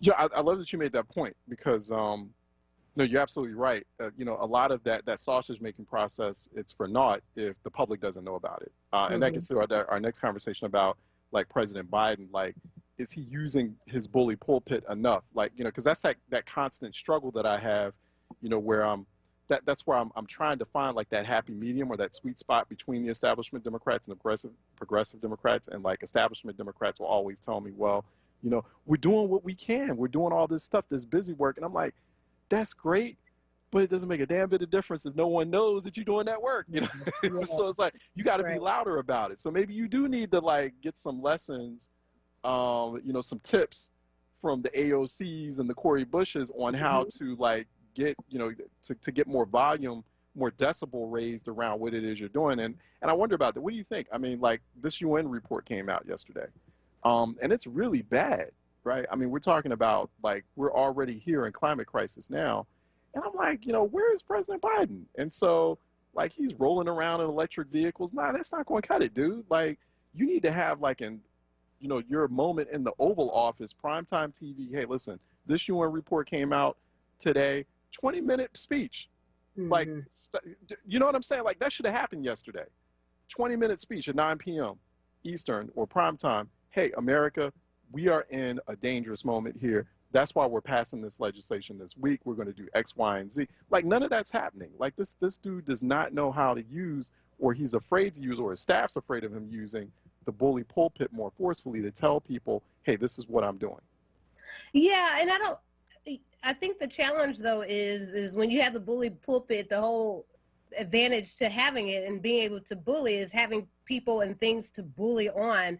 And while this is one issue that could be utilized for, there are so many issues impacting the administration has to deal with. I mean, we just talked about the Delta variant. There's another strand supposedly coming out, getting people vaccinated, the, you know, eviction moratorium. He's trying to get this infrastructure bill passed so we can have at least one solid win in which they can continue to build on. And you've got a looming 22 election coming up where Democrats are likely to lose some seats because history says that they are likely to incur costs, as typically happens in a midterm election after a presidential election. The majority party may lose one of not two chambers of Congress. So I think that, you know, he's having to govern in very unusual times and having to navigate how to best use the pulpit to get some key wins so that members of both chambers can go back to their home districts, talk about the wins that they've had, and be able to keep a majority so that hopefully in the next 2 years he can do more. I think that he's had to govern under very challenging times, unique times,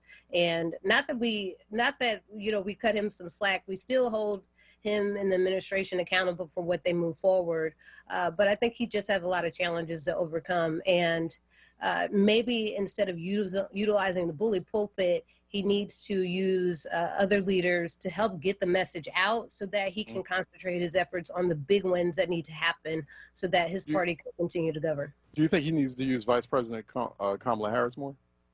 I think I think that Vice President Kamala Harris has also had to deal with a lot and has been tasked with a lot of initiatives and issue areas that vice presidents in the past maybe haven't had to be tasked with. And with her having the tie-breaking vote in the Senate, she's been able to, you know, see key initiatives over the finish line in the Senate when needed. She has been the deciding vote on at least two major issues that have come through the Senate. So I think Vice President Kamala Harris is doing as much as she can. But how do you utilize folks like Cori Bush or AOC who have those, you know, strong platforms to get the word out about what the administration is doing right? And again, that's where, if we're talking about how to play better or how to get along better, those opportunities might arise. These folks have, you know, large platforms, large bases across the nation. They could be vehicles by which the message gets out about what is going on in the administration, what's going right, and what we need to be concerned with. How do you use local leaders and state leaders? How do we think outside of the box when we talk about how to communicate what is going on in the administration and what is working and what's not, what we need to be concerned with? Yeah, and I think you could defy that congressional midterm curse.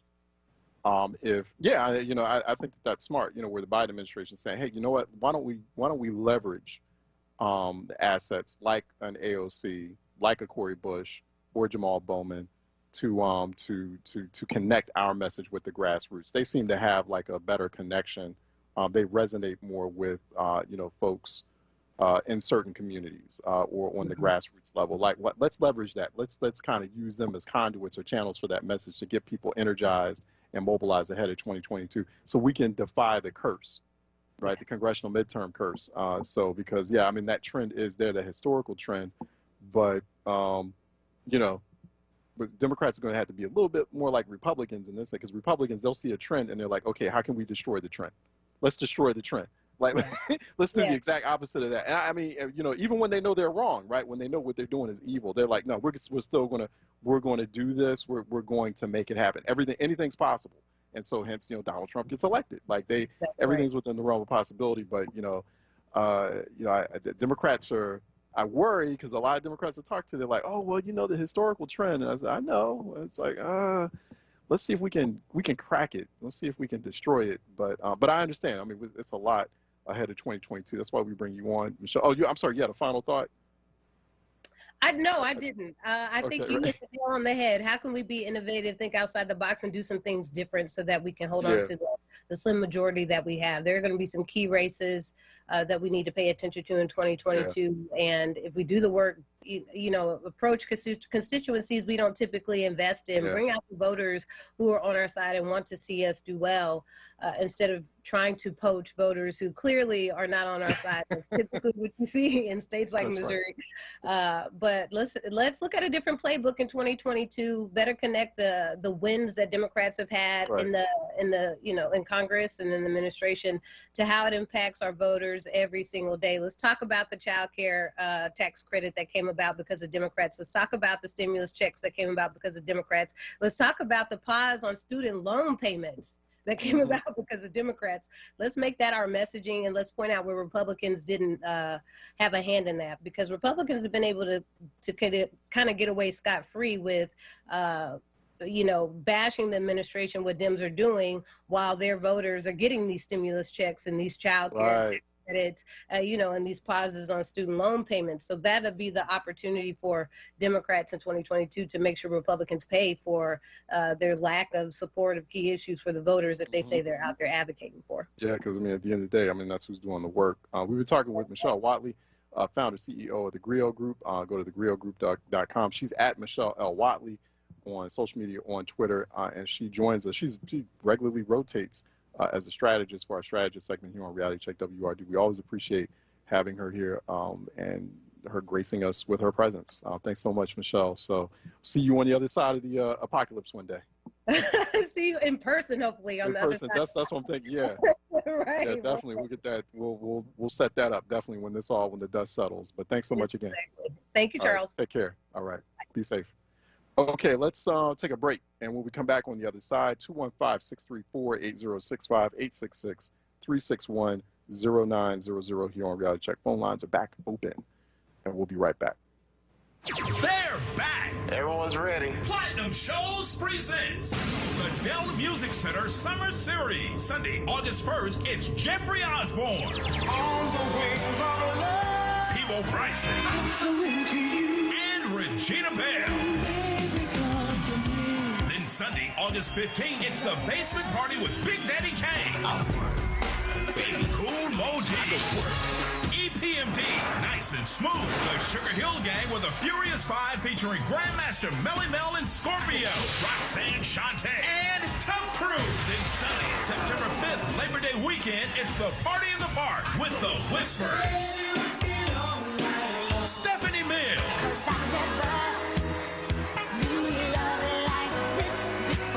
And After 7. Tickets available at the Dell box office and Ticketmaster.com. For more information, log on to ppshows.com. In Philly, COVID-19 vaccines are safe, free, and effective. It protects you from contracting the COVID-19 virus. Vaccines do not change your DNA or contain microchips. Caribbean people are not immune to the deadly virus without COVID-19 vaccine shots, and it does not affect your immigration status. Join us for our back-to-school COVID-19 vaccination resource fair on Saturday, August 21st from 11 to 3 p.m. at Sturgis Recreation Center in Alany. Free food, school supplies, and vaccines. Visit www.caribbeancommunityinphiladelphia.com, Facebook or Instagram page. The Black Words Book Club. Word Radio's conversation on books that explore the African American experience through social, economic, and environmental justice issues. Tune in the second Tuesday of every month on Evening Words with Nick Taliaferro, 4 p.m. till 7 p.m. The Black Words book for September is Race Against Time, The Politics of a Darkening America by Keith Boykin. Be sure to listen live, as Nick Taliaferro will hold a contest for a giveaway book bundle that consists of 4 titles from Kensington's Defina's Authors of Color's newest release. Words. Don't miss it. Tuesday, September 14th on Evening Words with Nick Taliaferro. Attention for Word members. Get your copy and receive a 20% discount when you purchase at Harriet's Bookstore or Hakeem's Bookstore. For more information on the Black Words Book Club, visit wordradio.com. The Black Words Book Club is sponsored by Defina. Defina is an imprint of Kensington Publishing Corporation, America's independent publisher, concentrating on authors of color. WURD TV. We're streaming live video of this conversation right now. Tune in on YouTube at onWURD or on Facebook at WURD. WURD TV. Black Talk Media. Reality Check with Charles Ellison right now on WURD Radio and wordradio.com. Okay, WURD, Progressive Black Talk Media. It is the Tuesday edition of Reality Check, and phone lines are open at 215-634-8065, 866-361-0900 here on Reality Check, 215-634-8065, 866-361-0900 here on Reality Check. The Senate has officially passed the $1.2 trillion so-called bipartisan infrastructure deal. So that has passed the Senate. That just happened not too long ago on Capitol Hill in Washington, D.C. So now that bill is headed to the House. So there's a lot of vocal opposition, skepticism from those progressives that we just talked about in that previous strategist segment with Michelle Watley. So there's going to be a fight about different provisions and different features of that bill.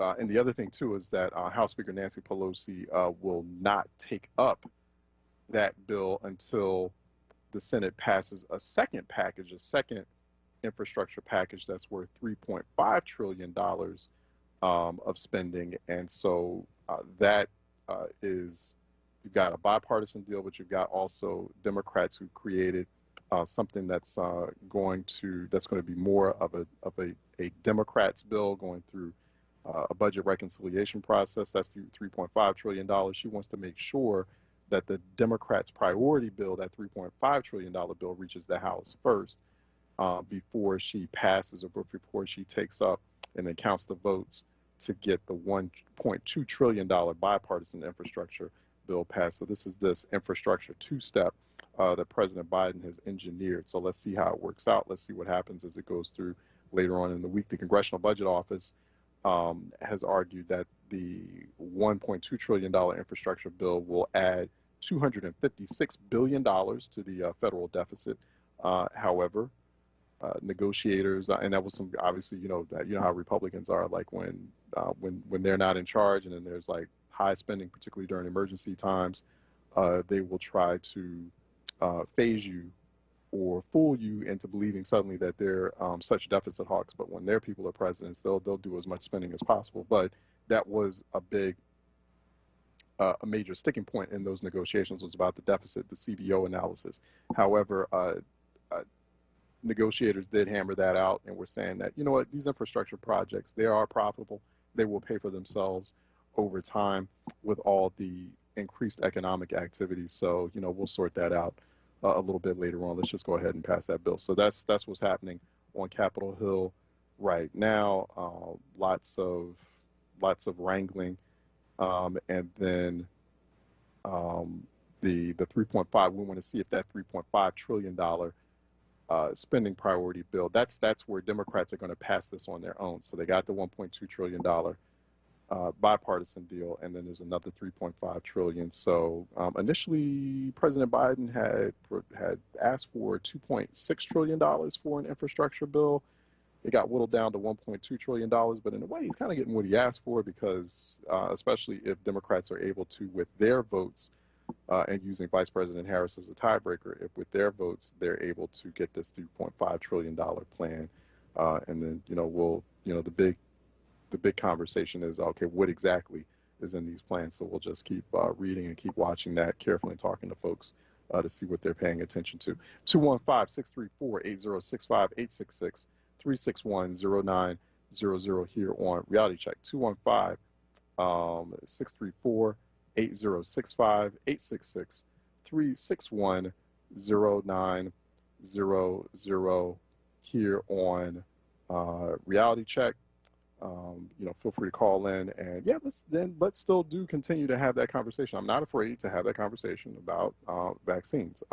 So let's have that conversation. There's still a lot of misinformation, a lot of deliberate disinformation that's out there, and a lot of different forces and a lot of different interests who are actively looking to destabilize things and to keep people from doing the correct thing that's in the best interest of our collective public health. There is such a thing as our collective public health. We're all living in the same space. We're all living under the same roof.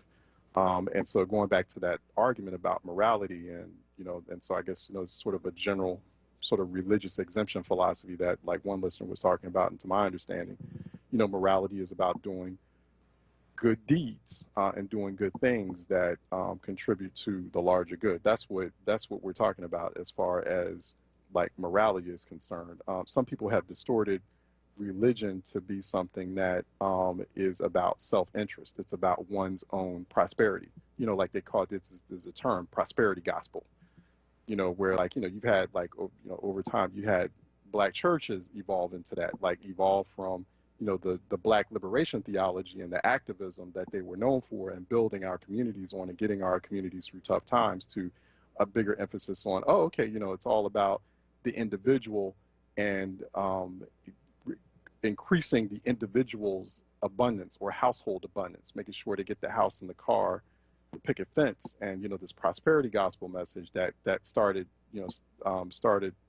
diminishing the black liberation theology that was original black church, right? And so, but that's why that's so important that understanding or properly defining when morality, when we're talking about morality. So no, I do agree with some comments here. Like I was watching the Facebook live page, and I do agree with one viewer who was saying it's not morality for African Americans to live in poverty and have to struggle when only a few of us can make it out to the slums. I appreciate that, Nicole Streets, and she's absolutely correct with that statement. It is not moral at all. That's there should the correct definition for morality, particularly in the context of us and our communities, is all of us making it. It's not creating a movement just so a few of us can get out of that condition. It's like what's the morality, the true morality in that is creating movements, changing conditions so we're all uplifted, right? So that's what that's all about. So, like morality is not about selfish decisions. It's not about selfish decision making. It is about, selfless acts. That's mine. Is based on, I'm not a preacher. I'm not, I don't have a PhD in divinity, but I mean, I know enough, based on my readings of those books, based on my understanding, and my grandmother waking me up every Sunday morning and making sure, kicking me out of bed and making sure I went to Sunday school. That's my understanding of morality. I mean, it's just that basic understanding. I don't know, maybe that's an old school definition of morality, and so the definition of morality has changed or evolved into something very different in 2021. So now people are defining it for their own agendas. And, I know that there are a lot more agendas out there nowadays than there used to be. Things are a lot more complicated nowadays than they used to be. Because, people now have platforms and, they can have their voice heard when, say, 30, 40 years ago, that wasn't the case. And so there's a lot of noise out there, and it's very important to cut through the noise so that we at least have some sense of what's going on. Let's take a break, and when we come back, we'll head into the noon hour with more Reality Check Tuesday edition here on the home of Black Talk Media. Is WURD. I'm Charles Ellison, 96.1 FM, 900 AM. WURDradio.com, WURD TV, WURD app. Stay tuned. We'll be right back. It's time to break free from whatever screen you've been glued to for the past year. Backs up to get back to all the things you love about Philly. The city is ready for you. Go to ReadySetPhilly.com to plan your triumphant return. Hey, WURD family, did you hear? It's official. The Colorectal Cancer Alliance just announced the new age for colon cancer screenings has been officially lowered to age 45 for everyone. If you are 45 or older, it's time to get screened. Go to WURDradio.com and click on the Go to Know banner to register for your free at-home screening test. Did you know colon cancer is largely preventable with on-time screening? And there's a 90% survival rate when caught early. African Americans are 20% more likely to get colon cancer and about 40% more likely to die from it than most other groups. So for the next 3 months, you can go to WURDradio.com and click on the Go to Know banner for your free at-home screening test. A screening navigator will contact you to ask a few questions and help you get screened. It's that simple. Again, just go to WURDradio.com, click on the Go to Know banner, and fill out the form to request your free at-home screening test. Go to Know today.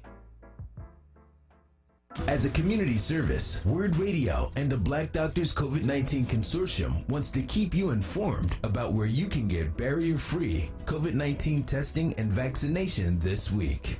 Deliverance Evangelistic Church, 2001 West Lehigh Avenue, Tuesday, August 10th and Thursday, August 12th from 10 a.m. to 4 p.m. and Saturday, August 14th from 12 noon till 4 p.m. Stay informed and stay well with WURD Radio. 96.1 FM and 900 AM WURD. Be there this Friday at the Summer Freedom Neighborhood Love Tour and stand with WURD Radio to amplify voices of the Black community as a digital 4WURD member for as low as $5 per month. And receive a free gift for signing up. See you on Friday and join Tiffany Bacon, 10 a.m. till noon at the Martin Luther King Recreation Center, 2101 Cecil B. Moore Avenue. Or visit WURDradio.com. Start or renew your 4WURD membership today. This is WURD Radio, 96.1 FM and 900 AM WURD Philadelphia. Independent Black Media.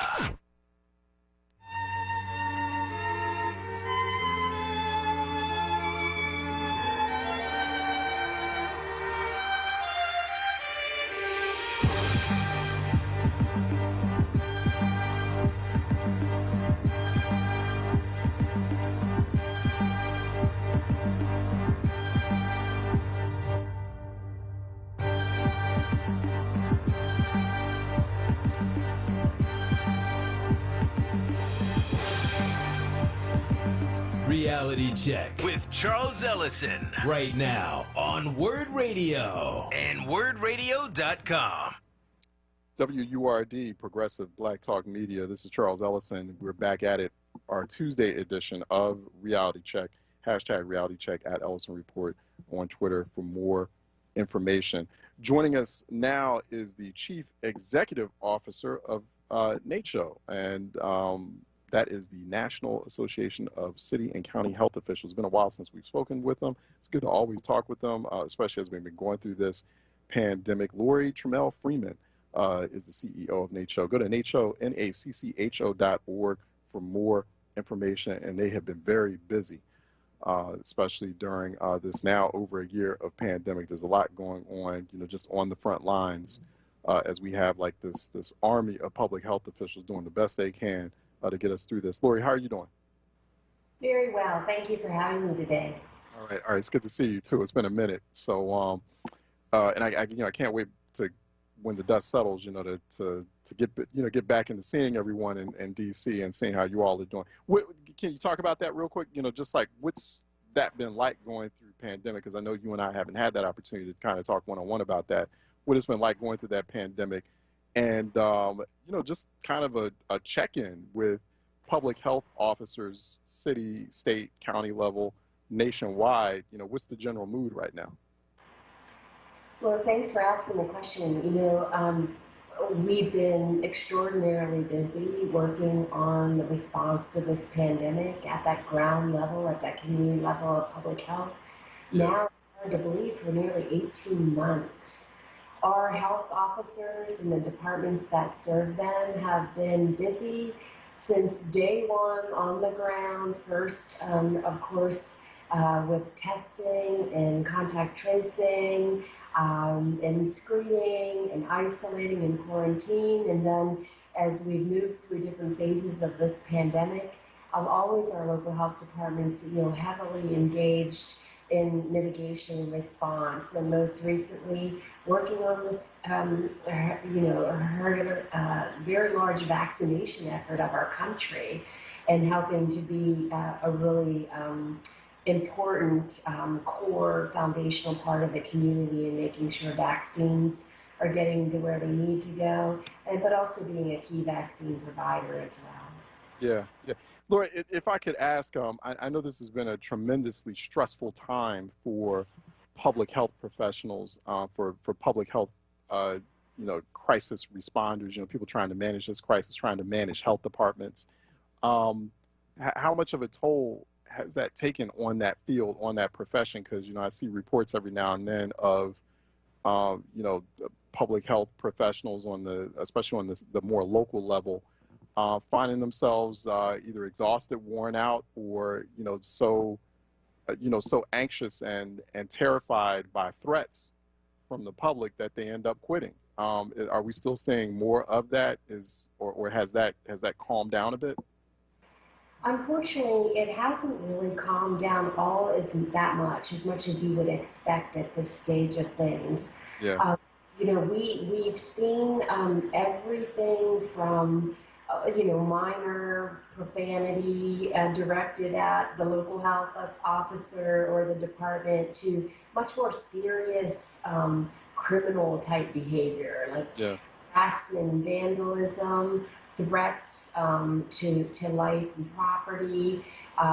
So it really has been.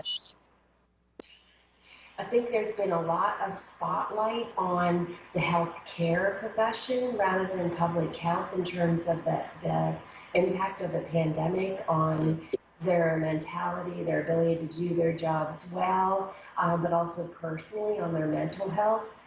We had done a very important study with a few other national organizations with the CDC recently to try to gauge the impact of our public health workforce from the pandemic. And unfortunately, the results were really distressing. We saw 53% of the respondents with some sort of indicators of mental health or mental illness, including depression, suicidal ideology, and even post-traumatic stress syndrome, which was much higher than the studies done in the healthcare workforce as well.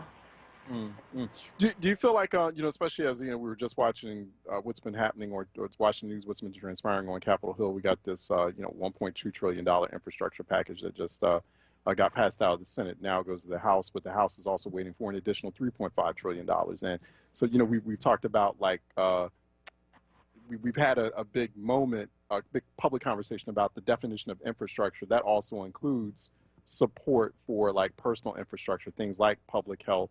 So you're looking at that spending, American Rescue Plan spending. Do you feel like public health departments now, because I know I've talked about this either with you before and some of your colleagues there at NACCHO, do you feel like you've been receiving the kind of support from the feds to help with your cause, to help with, with the kind of stress that public health officials are going through? It's a first step, and we're optimistic about it. At least there are discussions going on about the investment, and we've seen some of that investment occur in the workforce area.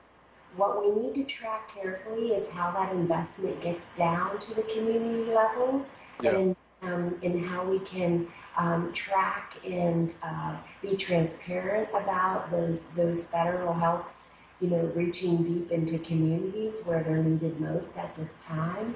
And I think the jury's still out a little bit on that. We're seeing some money flow in some places and not in others, and we have to pay attention to that and dig a little bit deeper to find out what the challenges and barriers are to making sure that money gets down to that community level where it's needed the most. Yeah.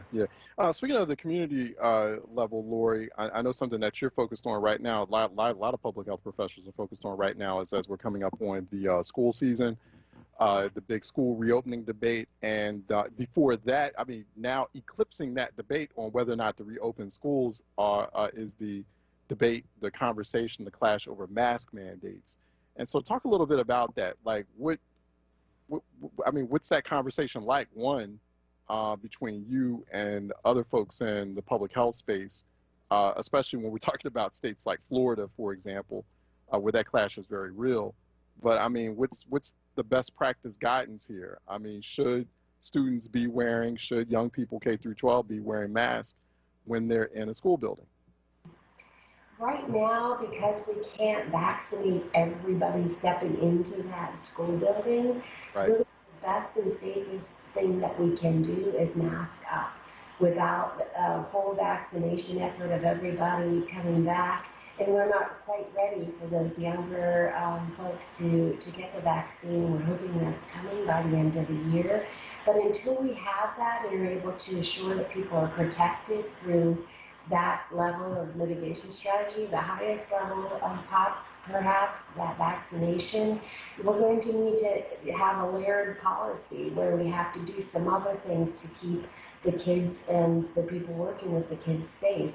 And the last thing we really want is to have the kids get sick.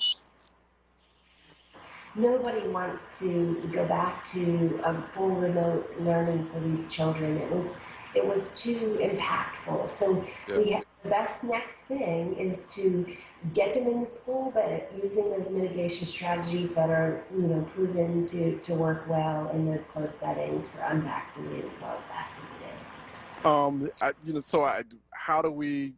How do you persuade policymakers or the bosses of those public health officials to come in certain places, in certain states, in certain jurisdictions to come around on something as simple as masks? I mean, this really is it's insane to have this conversation. This seems like really kind of like a no-brainer. I mean, we know the science is there.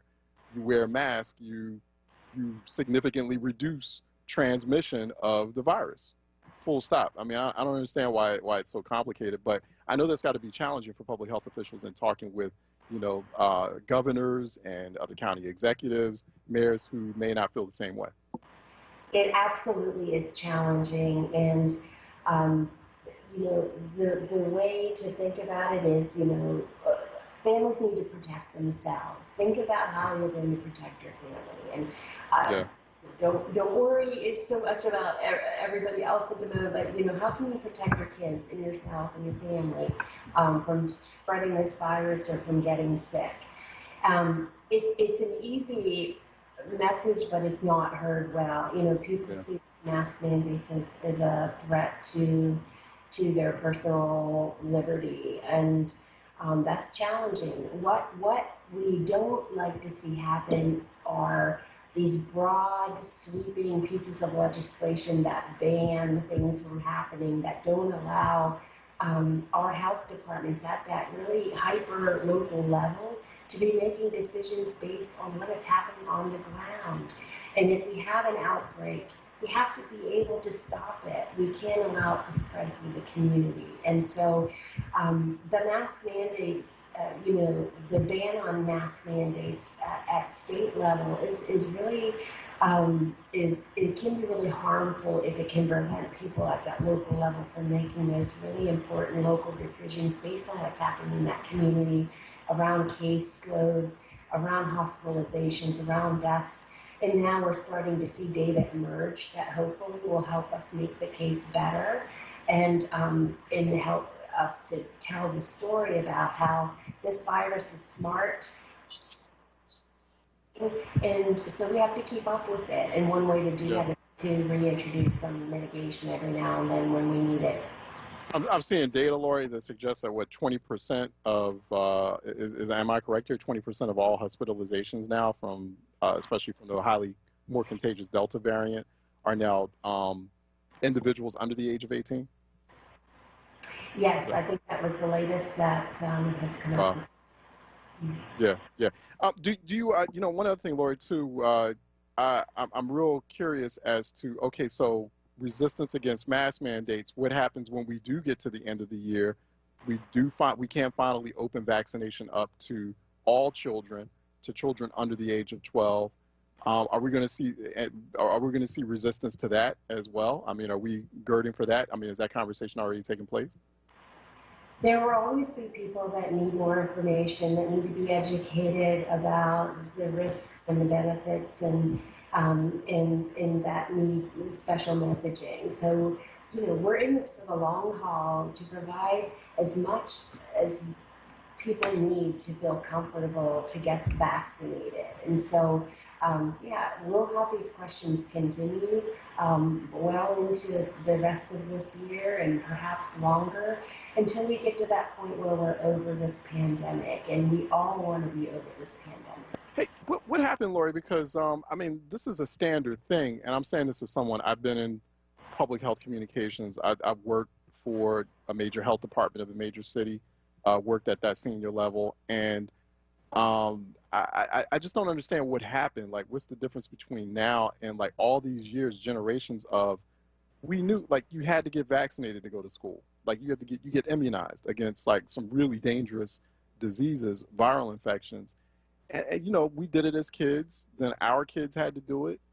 I even remember one time, I ran a campaign, a citywide campaign, where, like, we found out that the majority of the public school kids for that city were not vaccinated. So we rushed to make sure we got them, and it was very successful. We had to do it, and we called a state of emergency, and we got all those kids vaccinated. That was years ago. I don't understand. Do you know what happened? Like, how did that like mindset suddenly shift where people are so resistant to the idea of having to get vaccinated to enter a public space like a public school? Well, there have always been people that have been resistant to vaccinations for various reasons. Yeah. The best thing we can do is arm ourselves with as much evidence as possible that they're safe and not harmful. And so that will continue here. But what happened is a really interesting question that we should talk again another time, because I think even with some of our most dangerous infectious diseases over the centuries, it probably took time to get to that point where vaccination was accepted for some of these illnesses. And so it's a matter of how much time and what is needed to convince people that this is what is needed to keep you safe moving forward, and until it becomes normalized, if you will. And I don't have a good answer as to how long that will take, but all I know is that's the job that is at hand, and that we are very committed to continuing this job. Yeah. I mean, we've always had that. I guess the big difference is, back then, you had people who had reservations about or rejected vaccines, but it was a very small percentage of the public population. Two, we didn't have like all the multiple, like infinite numbers of platforms making it easier to spread that kind of conversation and disinformation. So that was back then. We didn't have that. We didn't have things like Facebook, you know what I mean, and TikTok, right? We didn't have that. Now we do, and it's making it much more. And I guess that's like, I'm probably answering my own question. Like, well, back then, think about it. Like, it's very different how we share information, and certainly social media is a big part of the battle here to get rid of that misinformation out there. It really is. I mean, that's really big. That's been the game changer, right? We've been talking with Lori Trammell Freeman. She is Chief Executive Officer of NACCHO, the National Association of City and County Health Officials. Go to naccho.org for more information, find out what they're up to. They also got a lot of great information about some of the things we just talked about just now, naccho.org. Lori, really appreciate your time. Thanks so much. Thank you. All right, we'll talk again. Be safe out there. Looking forward to it. All right, good. We've been talking with Lori Freeman. Once again, go to naccho.org for more information there. That's the organization. It's based on Washington, D.C. It represents, is a really important major organization, represents like those your local public health officials and also county level officials as well. And they've been playing, obviously, a major frontline role during this pandemic and having to make some very tough decisions as well. Big debate, big conversation right now is whether or not young people should be wearing masks in school. We've been watching that battle. The ground zero for that battle in addition to being the epicenter of the pandemic right now, is Florida. And so where the Governor Ron DeSantis, threatening to pull funding, state funding from any school districts that impose a mask mandate. Now, there are superintendents of several of those school districts who are saying the mask mandate is so important, we need to contain spread, that we're willing to risk that state funding. And we need to risk that state funding in order to, in order to do that. We need to risk that state. We'll risk that state funding in order to do that mask mandate. Okay, we have some breaking news actually still.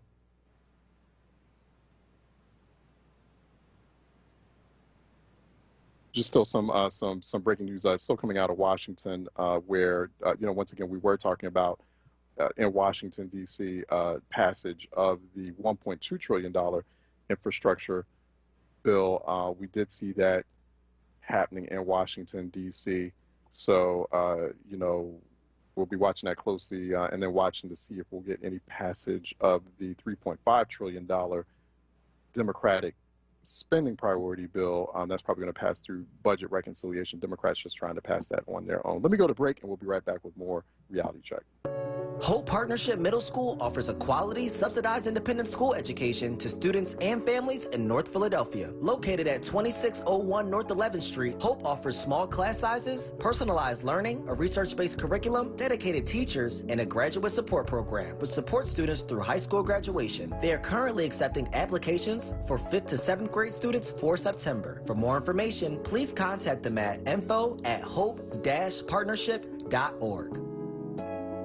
You're never completely ready to adopt a teen. For late nights writing English papers. For your teen's music taste. For dinners, where they talk more on their phone than with you. For the first time, they call you mom. You're never completely ready to adopt a teen, and you can't imagine the reward.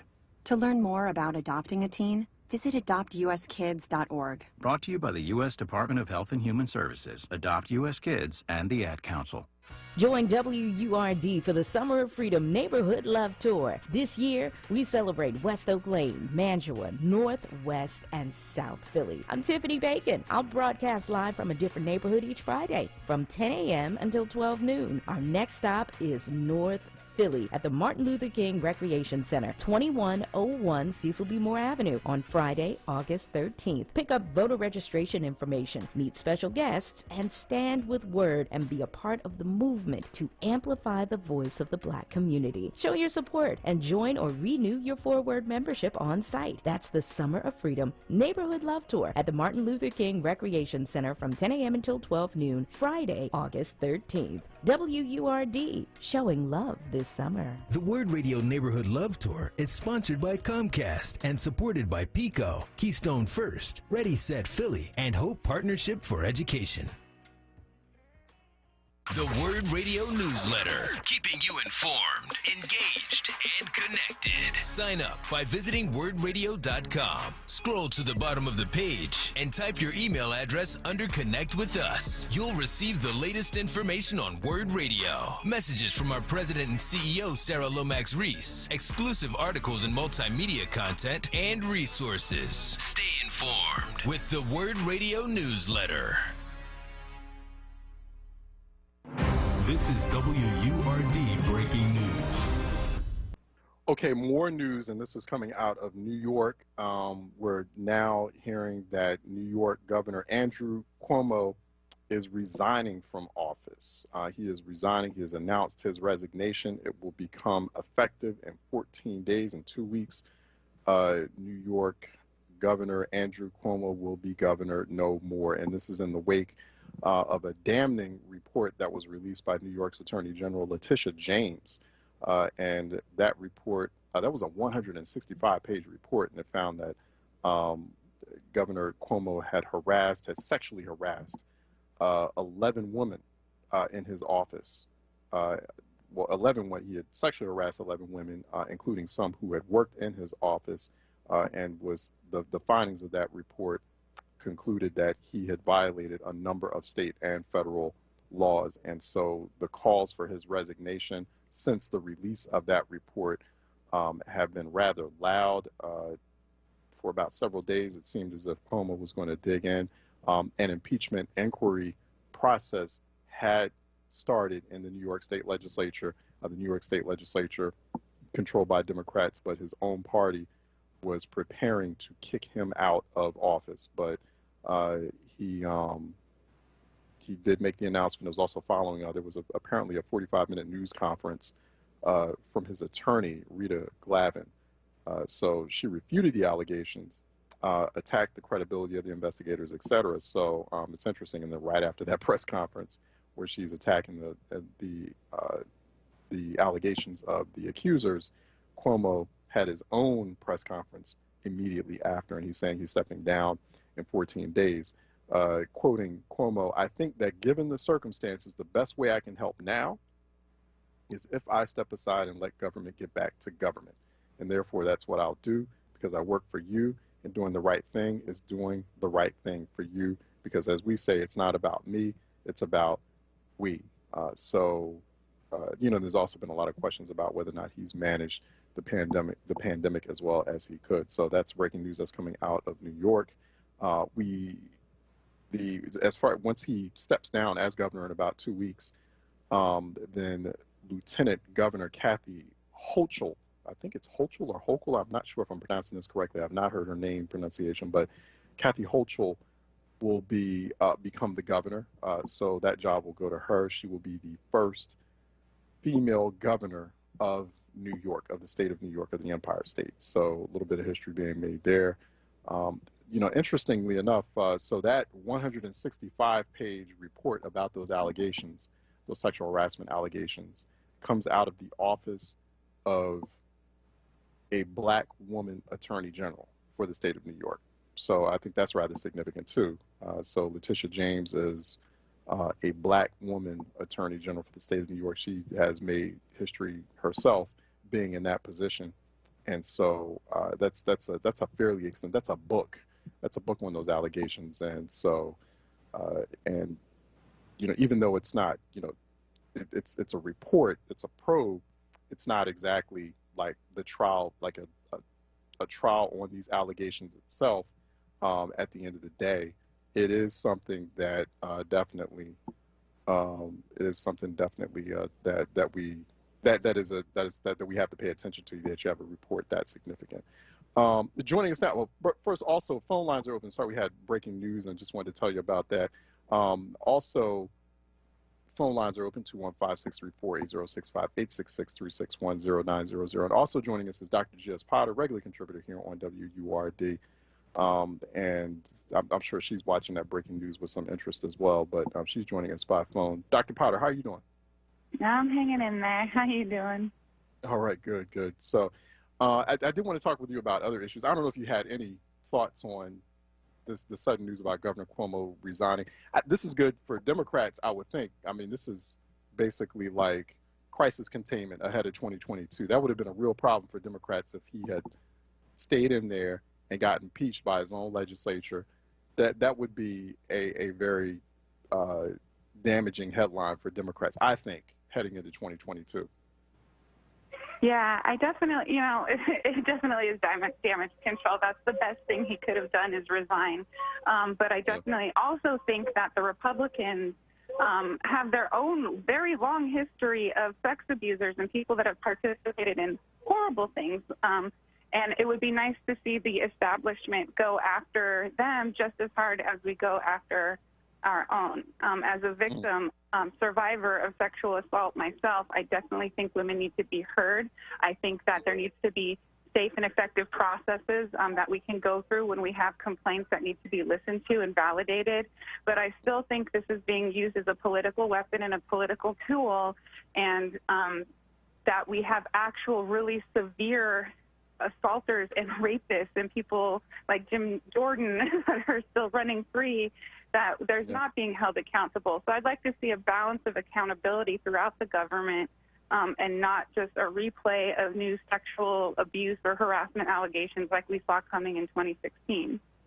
Yeah, and the extent to which those sexual abuse, sexual harassment, sexual violence allegations are covered depends on how clever the political opposition is and pushing that to the headlines. Right. So that's an interesting statement that you just made. I think you're correct that there is like not a whole lot of balance of accountability, when we talk about these types of incidents within the political space.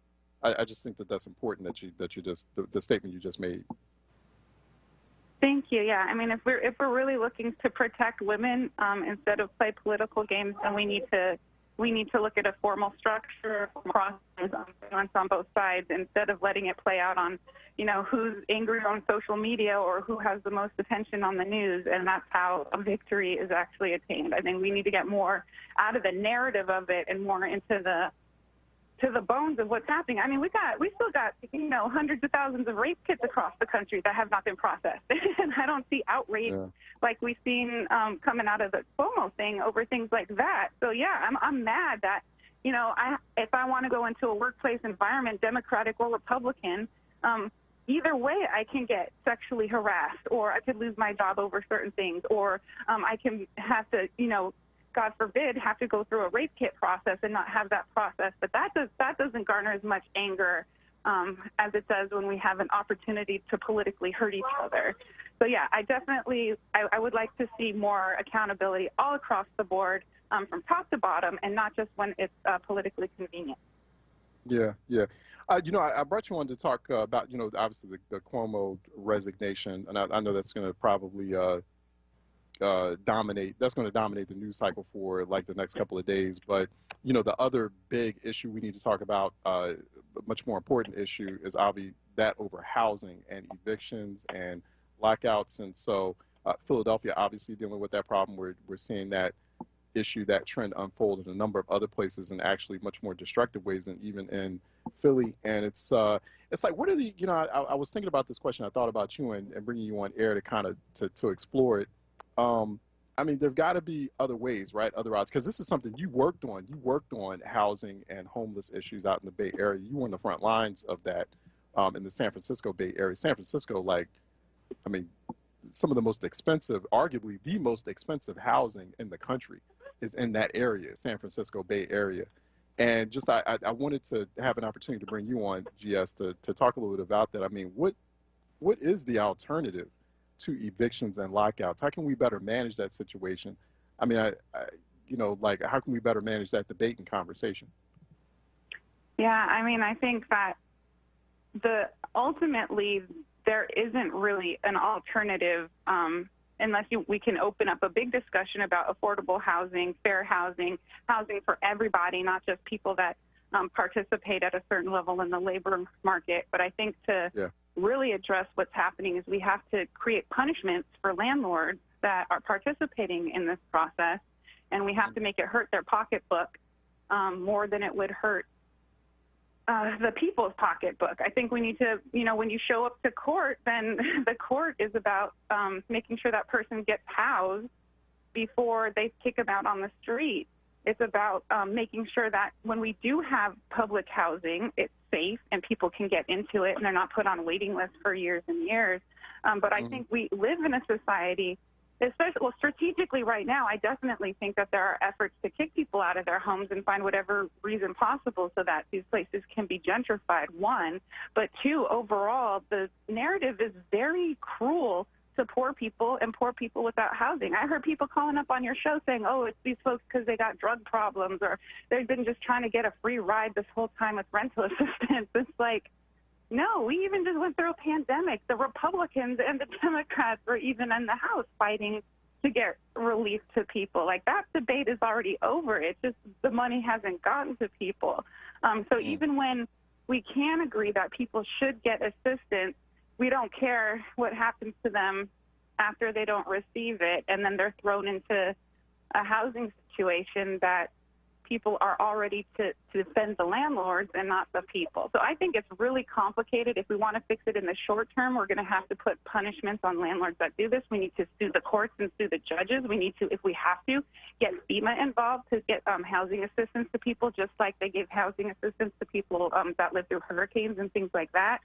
But if we're going to, actually fix this problem and get secure for when the next pandemic comes through, then we need to have a larger conversation about property ownership, poverty, and how we treat people that have to enter the world of homelessness, because we use the phrase through no fault of their own during the pandemic. But you know what? There is no one on this planet that should have to die out on the streets because they don't have access to shelter. That is through no fault of their own, no matter what's going on with their own personal lives or society. And usually it's society that's bringing them to the streets. So, yeah, short term, there's punishment. Long term, we got to have a big conversation. And so you do know that that's a somewhat controversial statement or argument that landlords should be punished, because some people will say, but look, like I'm a struggling landlord. I've got a mortgage bill to pay. So like, how do we reconcile that? How do we reconcile that aspect of the debate? Well, I think ultimately we need to target the banks who's responsible for both the mortgages and, what happens with the rent checks a lot of the times. But I think it's kind of disgusting to talk about it like that, like a landlord. And again, most of these are corporate landlords with lots of properties. There's only a very small percentage that earn their full income from renting a room out in their house. And these aren't people that are looking to like give us air conditioning and, not leaky roofs and to fix our stuff when it's broken. Like folks, that are in low income housing, we don't have very good situations, and a lot of times it is because of the landlord. But just numerically, why should the vacation of one landlord be more important than the actual lives of their 5 tenants, the 5 families that they live under? We can't be weighting someone's opportunity to make a profit over the actual lives that are going to be lost when people go out on the street. So to me, that's just a bunk argument in the first place. And it really, again, is missing the true targets, which should be the banks. Like, why aren't we freezing the banks? Why aren't we putting the pressure on the banks to make sure, okay, landlords, you don't want to get kicked out of your house either, neither your tenants. Why don't you get together and pressure the banks instead of letting them pit us against each other so that everybody ends up out on the street? Yeah, I am real curious about that. Like, it feels like the banks, the mortgage notes, they end up at the banks, but the banks, they do appear to be getting off scot-free from this conversation. Like, you notice that, like, you are noticing, like, it's like the bank's not even coming up in it. We're talking about landlords and tenants, talking about everyone else, but where the money ends up. That's just very baffling to me. Or maybe it's not. A lot of it is definitely money, campaign contributions, white privilege, the rich class, all those things we talk about all the time. But it really comes down also to a lack of organizing and a lack of proper community building. Like, we should know that the targets are not each other and that they do go higher up. Like, we keep saying, the landlord or the tenants are kicking the can to the landlords. And it's like, well, the landlords are kicking the can back to the tenants instead of the banks. The landlords don't feel like they have to organize for their vacations or for their money. We have to organize just to get the trash picked up off the streets, right? We're not even talking about a luxury item here. We're talking about basic, shelter over our heads that's clean and affordable. The landlords don't feel like they have to get together and struggle for that. They think they should just make a phone call to City Hall or get an ad or get something said in the newspaper, and then all the levers of city government are supposed to fall. And that's a problem. Like, that's a huge problem, that sense of entitlement against people that are just trying to survive.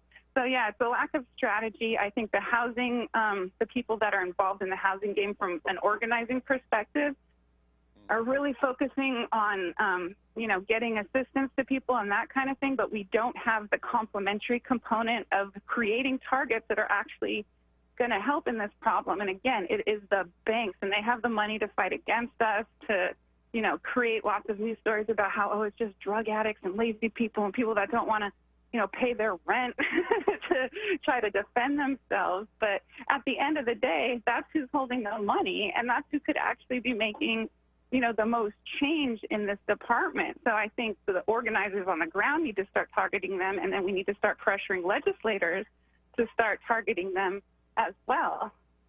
Yeah.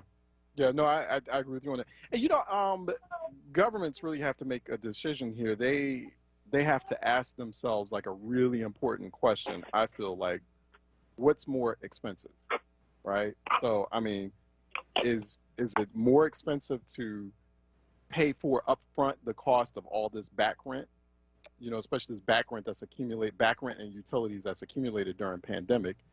Is that more expensive, or will the social costs, right, of the social cost of the disaster that happens in the wake of so many hundreds of thousands of people being evicted and locked out, like, is that going to be more costly? I would think that the latter is going to be much, much more costly than just saying, hey, you know what, let's just figure out how much money in back rent is owed by all these people who were left out in the cold during pandemic, and as they're trying to get their lives back together, let's just take care of that, because the disaster in the aftermath of that, of all these evictions and lockouts, is going to be 2, 3, 4 times more expensive and more costly than just paying the back rent and the utilities. Right. I think that's an argument we have to lay out there, because it is. I mean, just like it's more expensive to lock up our folks all the time, just like it's more expensive to, all the cruelty they inflict on us costs money. I always talk about it in terms of, they don't think of it as losing money. They think of it as buying power over us. So I would definitely like to see the numbers on how much they think our lives are worth and how much that costs. But again, I think that narrative, wherever we apply the economic narrative, it needs to go down strategically. Like, I mean, how much is it going to cost the city? Well, the bankers don't care because that's not coming out of their pocket. How much is it going to cost an individual person to get back on their feet? Well, city don't care. That's not coming out of their pocket. So I think we need to be really specific about who it's costing, and then again, pit them against the banks, because that's ultimately who doesn't want to foot the bill, is the bank. But another thing with the city, in terms of the housing crisis, like, let's get creative. Let's look into getting that money back from the corrections department, because that never should have gone there in the first place, because now there's a shortfall for how much money we have for the renters. Well, it's sitting there waiting to build prisons for the people that are going homeless. So maybe we can look at that and start penalizing anybody that's using that money for something that doesn't go to housing. Because even though I think we could build strong economic arguments, and we absolutely have to, that there are people that they're trying to find ways to hurt us. They want to clear out these neighborhoods. They want to harm these people. They want to keep them trapped in homelessness and poverty because they think that's a way of securing power. So yes, there's going to be a really good swath of allies that are going to be like, yeah, this is costing too much money. we need to get on this, because we don't have money for the city, and we can get them into City Hall and get them to vote and, help organize them around that narrative. But then there's also the actual enemies that want to hurt us, that no matter what kind of economic argument we come out of, they're going to, we have lots of legislation saying that people shouldn't be thrown out on the streets, and we have people with evil intent that are looking for ways to do it so that they can profit. So it's a two-front war, kind of. We have to organize the allies around the economic narrative, but then we also have to find ways to make it costly for people that want to hurt us to do so. Yeah.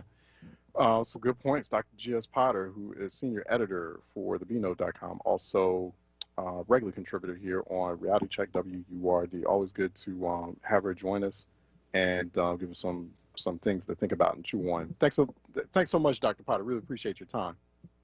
Thank you. Stay safe. All right, you do the same. Take care. All right, let's take a break. Phone lines were open, by the way, still remain open. 215-634-8065, 866-361-0900. Phone lines are open. They've been open. So feel free to call in and express yourself here on Reality Check, 96.1 FM, 900 AM, WURDradio.com, WURD TV, WURD app. Stay tuned. We'll be right back. Hi, this is John. Hi, this is Juanita, owners of JD's Auto Body and Painting. We're located at 6300 Wayne Avenue, right there at the intersection of Wayne and Washington Lane. We really like to thank all you WURD listeners for the support that you've given our business, and we really hope to see you in the future. JD, tell them about our products and services we have. We have a new state-of-the-art paint shop along with our body shop and detail shop. We can help you with the dents and scratches from the winter season. Come to JD's Auto Body and Painting. Come on out and check us out. We're still honoring that WURD 10% discount. Give us a call, 215-848-5949. Again, 215-848-5949. Thanks again for supporting our business. We really appreciate you. See you at JD's Auto Body and Painting. I'm Bill Height, Superintendent of the School District of Philadelphia. I'm excited to tell you that we will ring the bell on our first day of school on Tuesday, August 31st. Full day, in-person learning, 5 days a week. We've been preparing for a healthy and safe return to our schools. Learn more about our efforts at philasd.org/ringthebell. That's philasd.org/ringthebell. See you on August 31st. This is not a fad for us. We will not resume our regular programming when things die down. We're not black to help our bottom line or because it's politically correct. We're not joining a fight. This has been our fight, our message, our people. Black lives have always mattered here. We are Undeniably, indefatigably, unapologetically, permanently Black Talk Media. WURD. Reality check with Charles Ellison right now on Word Radio and WordRadio.com. Okay, welcome back. Phone lines are open 215-634-8065, 866-361-0900 here on Reality Check. Breaking news out of Washington, also out of New York State, passage of the infrastructure bill. You also had 19 Republicans who joined Democrats in passing that $1.2 trillion bipartisan infrastructure package. Interestingly enough, Pennsylvania Senator Pat Toomey, Republican, did not vote for that package. So just kind of putting that out there for the record. He did not vote for that package.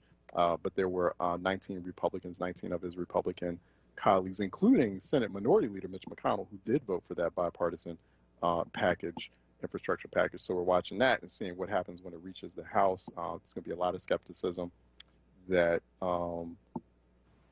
there is a lot of skepticism, as it reaches the House. Obviously, especially when you have someone like Senate Minority Leader Mitch McConnell vote for it, then you're going to have some folks in the House who might not care for it that much. So we'll see. We'll see what the debate's going to look like, the contours of that in the House. And then we did hear about breaking news, people also absorbing the news that New York State Governor Andrew Cuomo is resigning. He will be stepping down in 14 days. That's interesting that he gave himself that. He still gave himself like a cushion of time like for something like this. That seems kind of weird to me. It's just, I don't know. For something like this, as damning and devastating as these allegations in that report and all these mounting calls for his resignation, he's given himself 2 weeks before he steps down. Something like that, you step down immediately. You're like, okay, effective immediately, I'm done, I'm gone. So he's not doing that. Like, I wonder what the 2 weeks is for, right? Like, I'm just, maybe it's for nothing. Maybe he just feels like, you know what, I need to make a transition from my office to Lieutenant Governor Kathy Hochul. I don't have enough. I just want to make sure everything is smooth when that transition takes place. So I don't know, for something like that of that magnitude, why not just leave now? That's just my take on it. So I don't know, like what's going to happen in 2 weeks? What's he planning on doing in 2 weeks? So what sort of maneuver? I don't know. Maybe it's just me. So, but I just find that kind of strange and bizarre. That development. 215-634-8065, 866-361-0900 here on Reality Check. 215-634-8065, 866-361-0900 here on Reality Check. So, and it goes back to my conversation yesterday about the cost to, it's good to hear there's at least some positive development a little bit out of Philadelphia Municipal Court. So it's just, once again, like thinking about like, how does that work in your best interest?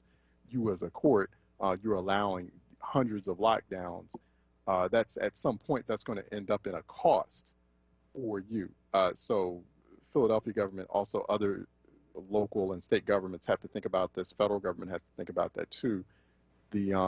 And these aren't just long-term consequences or long-term effects. These are things that happen short-term and near-term, mounting cost from the devastation that takes place in the wake of all these evictions and lockouts of people being displaced Now we've got in several weeks, we're going to have the expiration of federal unemployment benefits. What's that going to look like? Like, what's the cost of that going to be? And, it can't just be as easy as, but this is, kind of the way American politics and policymaking operates. And, racism is a main driver where it's like, just sort of conveniently pushing these challenges off to the side, hoping they'll fix themselves when there are clearly some obvious, obvious investments that should be made and obvious government action that should take place, and then that never does. But it's like that's a real big question for governments. That's a real big question for a place like Philadelphia. Like, are you what's less expensive? It's it's the same thing with the violence crisis, right? Like, there are investments that can be made immediately in real time, more direct investments. One of the things I find strange is that you have all this federal money coming in. You have commitments also, as the city budget was made whole again, the city deficit filled, because of the federal relief money. So now the federal budget's going to be fairly stable for the next few years. Have all this money coming in. You also have investments being made into violence prevention programs. And I have not heard anyone in Philadelphia yet, and this is in other cities too, but I've not heard anyone, propose something of the scale like what we were talking about last year, that Black Resilience Fund that was out in Portland, like some kind of big pot of money, of cash, of relief money, because that's the one thing when you talk to people out in the community, and especially during this time, during this crisis, this emergency, you're not going to hear people saying, "Oh, I need a new violence prevention program." People are going to tell you, I'm struggling, I need rent paid, I need I'm behind on utilities, I'm barely able to put food on the table. Like, people are asking for direct monetary assistance. That's like across the board. That's a common theme. And it feels like in the response, like, policymakers are giving, folks in distress and in struggle everything but what they're asking for. Everything but what they're telling you they need in this moment. I hear that from a lot of folks I talk to who are in those difficult situations or circumstances, whether it's now during pandemic or even during the recession. They're like, you know what? I just need that assistance. I need direct cash assistance to get caught up. Yes, I want the help, and yes, I want to be a productive person in society. I want to be working full time. I want to be making a livable wage, so I can be able to do, take care of my kids, or, be able to pay my rent, pay the bills. No one wants to get out of paying the rent and paying the bills. No one wants to. The vast majority of people don't want to be that person, right? But that's what folks are asking for. That's what folks in the community typically ask for. They're asking for that direct assistance. That's why we've had, especially in the past year, a lot more conversation around things like universal basic income. It's like, people just want to get caught up. Like, give me, that direct cash assistance, to give me something of like, not so much a fresh start. They'll be realistic about it, but that's what they ask policymakers, and policymakers will come up with all sorts of other initiatives, or invest in all sorts of other things, but they won't do that. They won't get bold on that. And so I haven't heard that conversation in Philly. Like, I watched his brother, and we need to bring him back on to talk about that model. It was a very simple model. He did it on his own. He had ran nonprofits in the past. It was successful in the way it was ramped up, but we got to do some follow-up. And it was for the Black community in Portland, which is a much smaller Black community than the one in Philadelphia. But they created what they called a Black Resilience Fund, put some money in it, was able to raise, last we checked, about $2 million, and just, no questions asked, direct assistance to struggling Black folks who were behind on rent, couldn't get groceries. I haven't heard that. I haven't heard that idea. That it's a very simple thing to do, and it can be very effective, and it can really help people in need. But that's typically what I hear, or what I've heard throughout the years. People like, hey, I'm looking for, and it's not, and some people, other people, critics or detractors, naysayers will be like, well, that's welfare. No, that's not what that is. So, but it definitely is, it's the type of investment that stabilizes things. Because once again, government and also the critics, the naysayers, they have to ask themselves that question, would you rather, deal with this issue on the front end, and create like the foundation for, once you deal with it on the front end, you can prevent all these, disasters in the future, which then make it, so do you want to deal with the cost right now, or do you want to deal with the cost when it's even much more expensive, say like, 2, 3, 5 years down the line, or maybe 10 years down the line when, the children of the people who were dealing with that economic stress and trauma are creating a new cycle of economic stress and trauma. And it just keeps going on and on and on, instead of like, there was this pivotal moment in that history where it could have been fixed. Like, just all you had to do was just make that investment, which, come to find out, it would have been 10 times cheaper than what happened like 10 years from that moment. So I think it's an important question that people need to ask themselves, and especially policymakers need to ask themselves, and it's something we need to like explore and study a little bit more deeply. Okay, that wraps this Tuesday edition of Reality Check. We got Reality Check tomorrow, Wednesday, 10 a.m. sharp. I'm Charles Ellison. Go to @EllisonReport on Twitter.com. I want to thank Troy Wilmore, too, at the board. I still want to thank everyone else who's been watching and listening and calling in, and want to thank our guest as well. We have The Source. The Source is coming up next here on WURD, so keep your radio dial locked in as well. Continue to go to the bnote.com as well. More content soon to be updated at the companion magazine, the exclusive companion magazine to this program, Reality Check WURD, the bnote, THEBENOTE.com. Philadelphia and beyond, which is stay sharp, stay smart, but more importantly, please stay safe out there. And God willing, I will see you tomorrow. Please, everyone, have a great remainder of the day. Take care.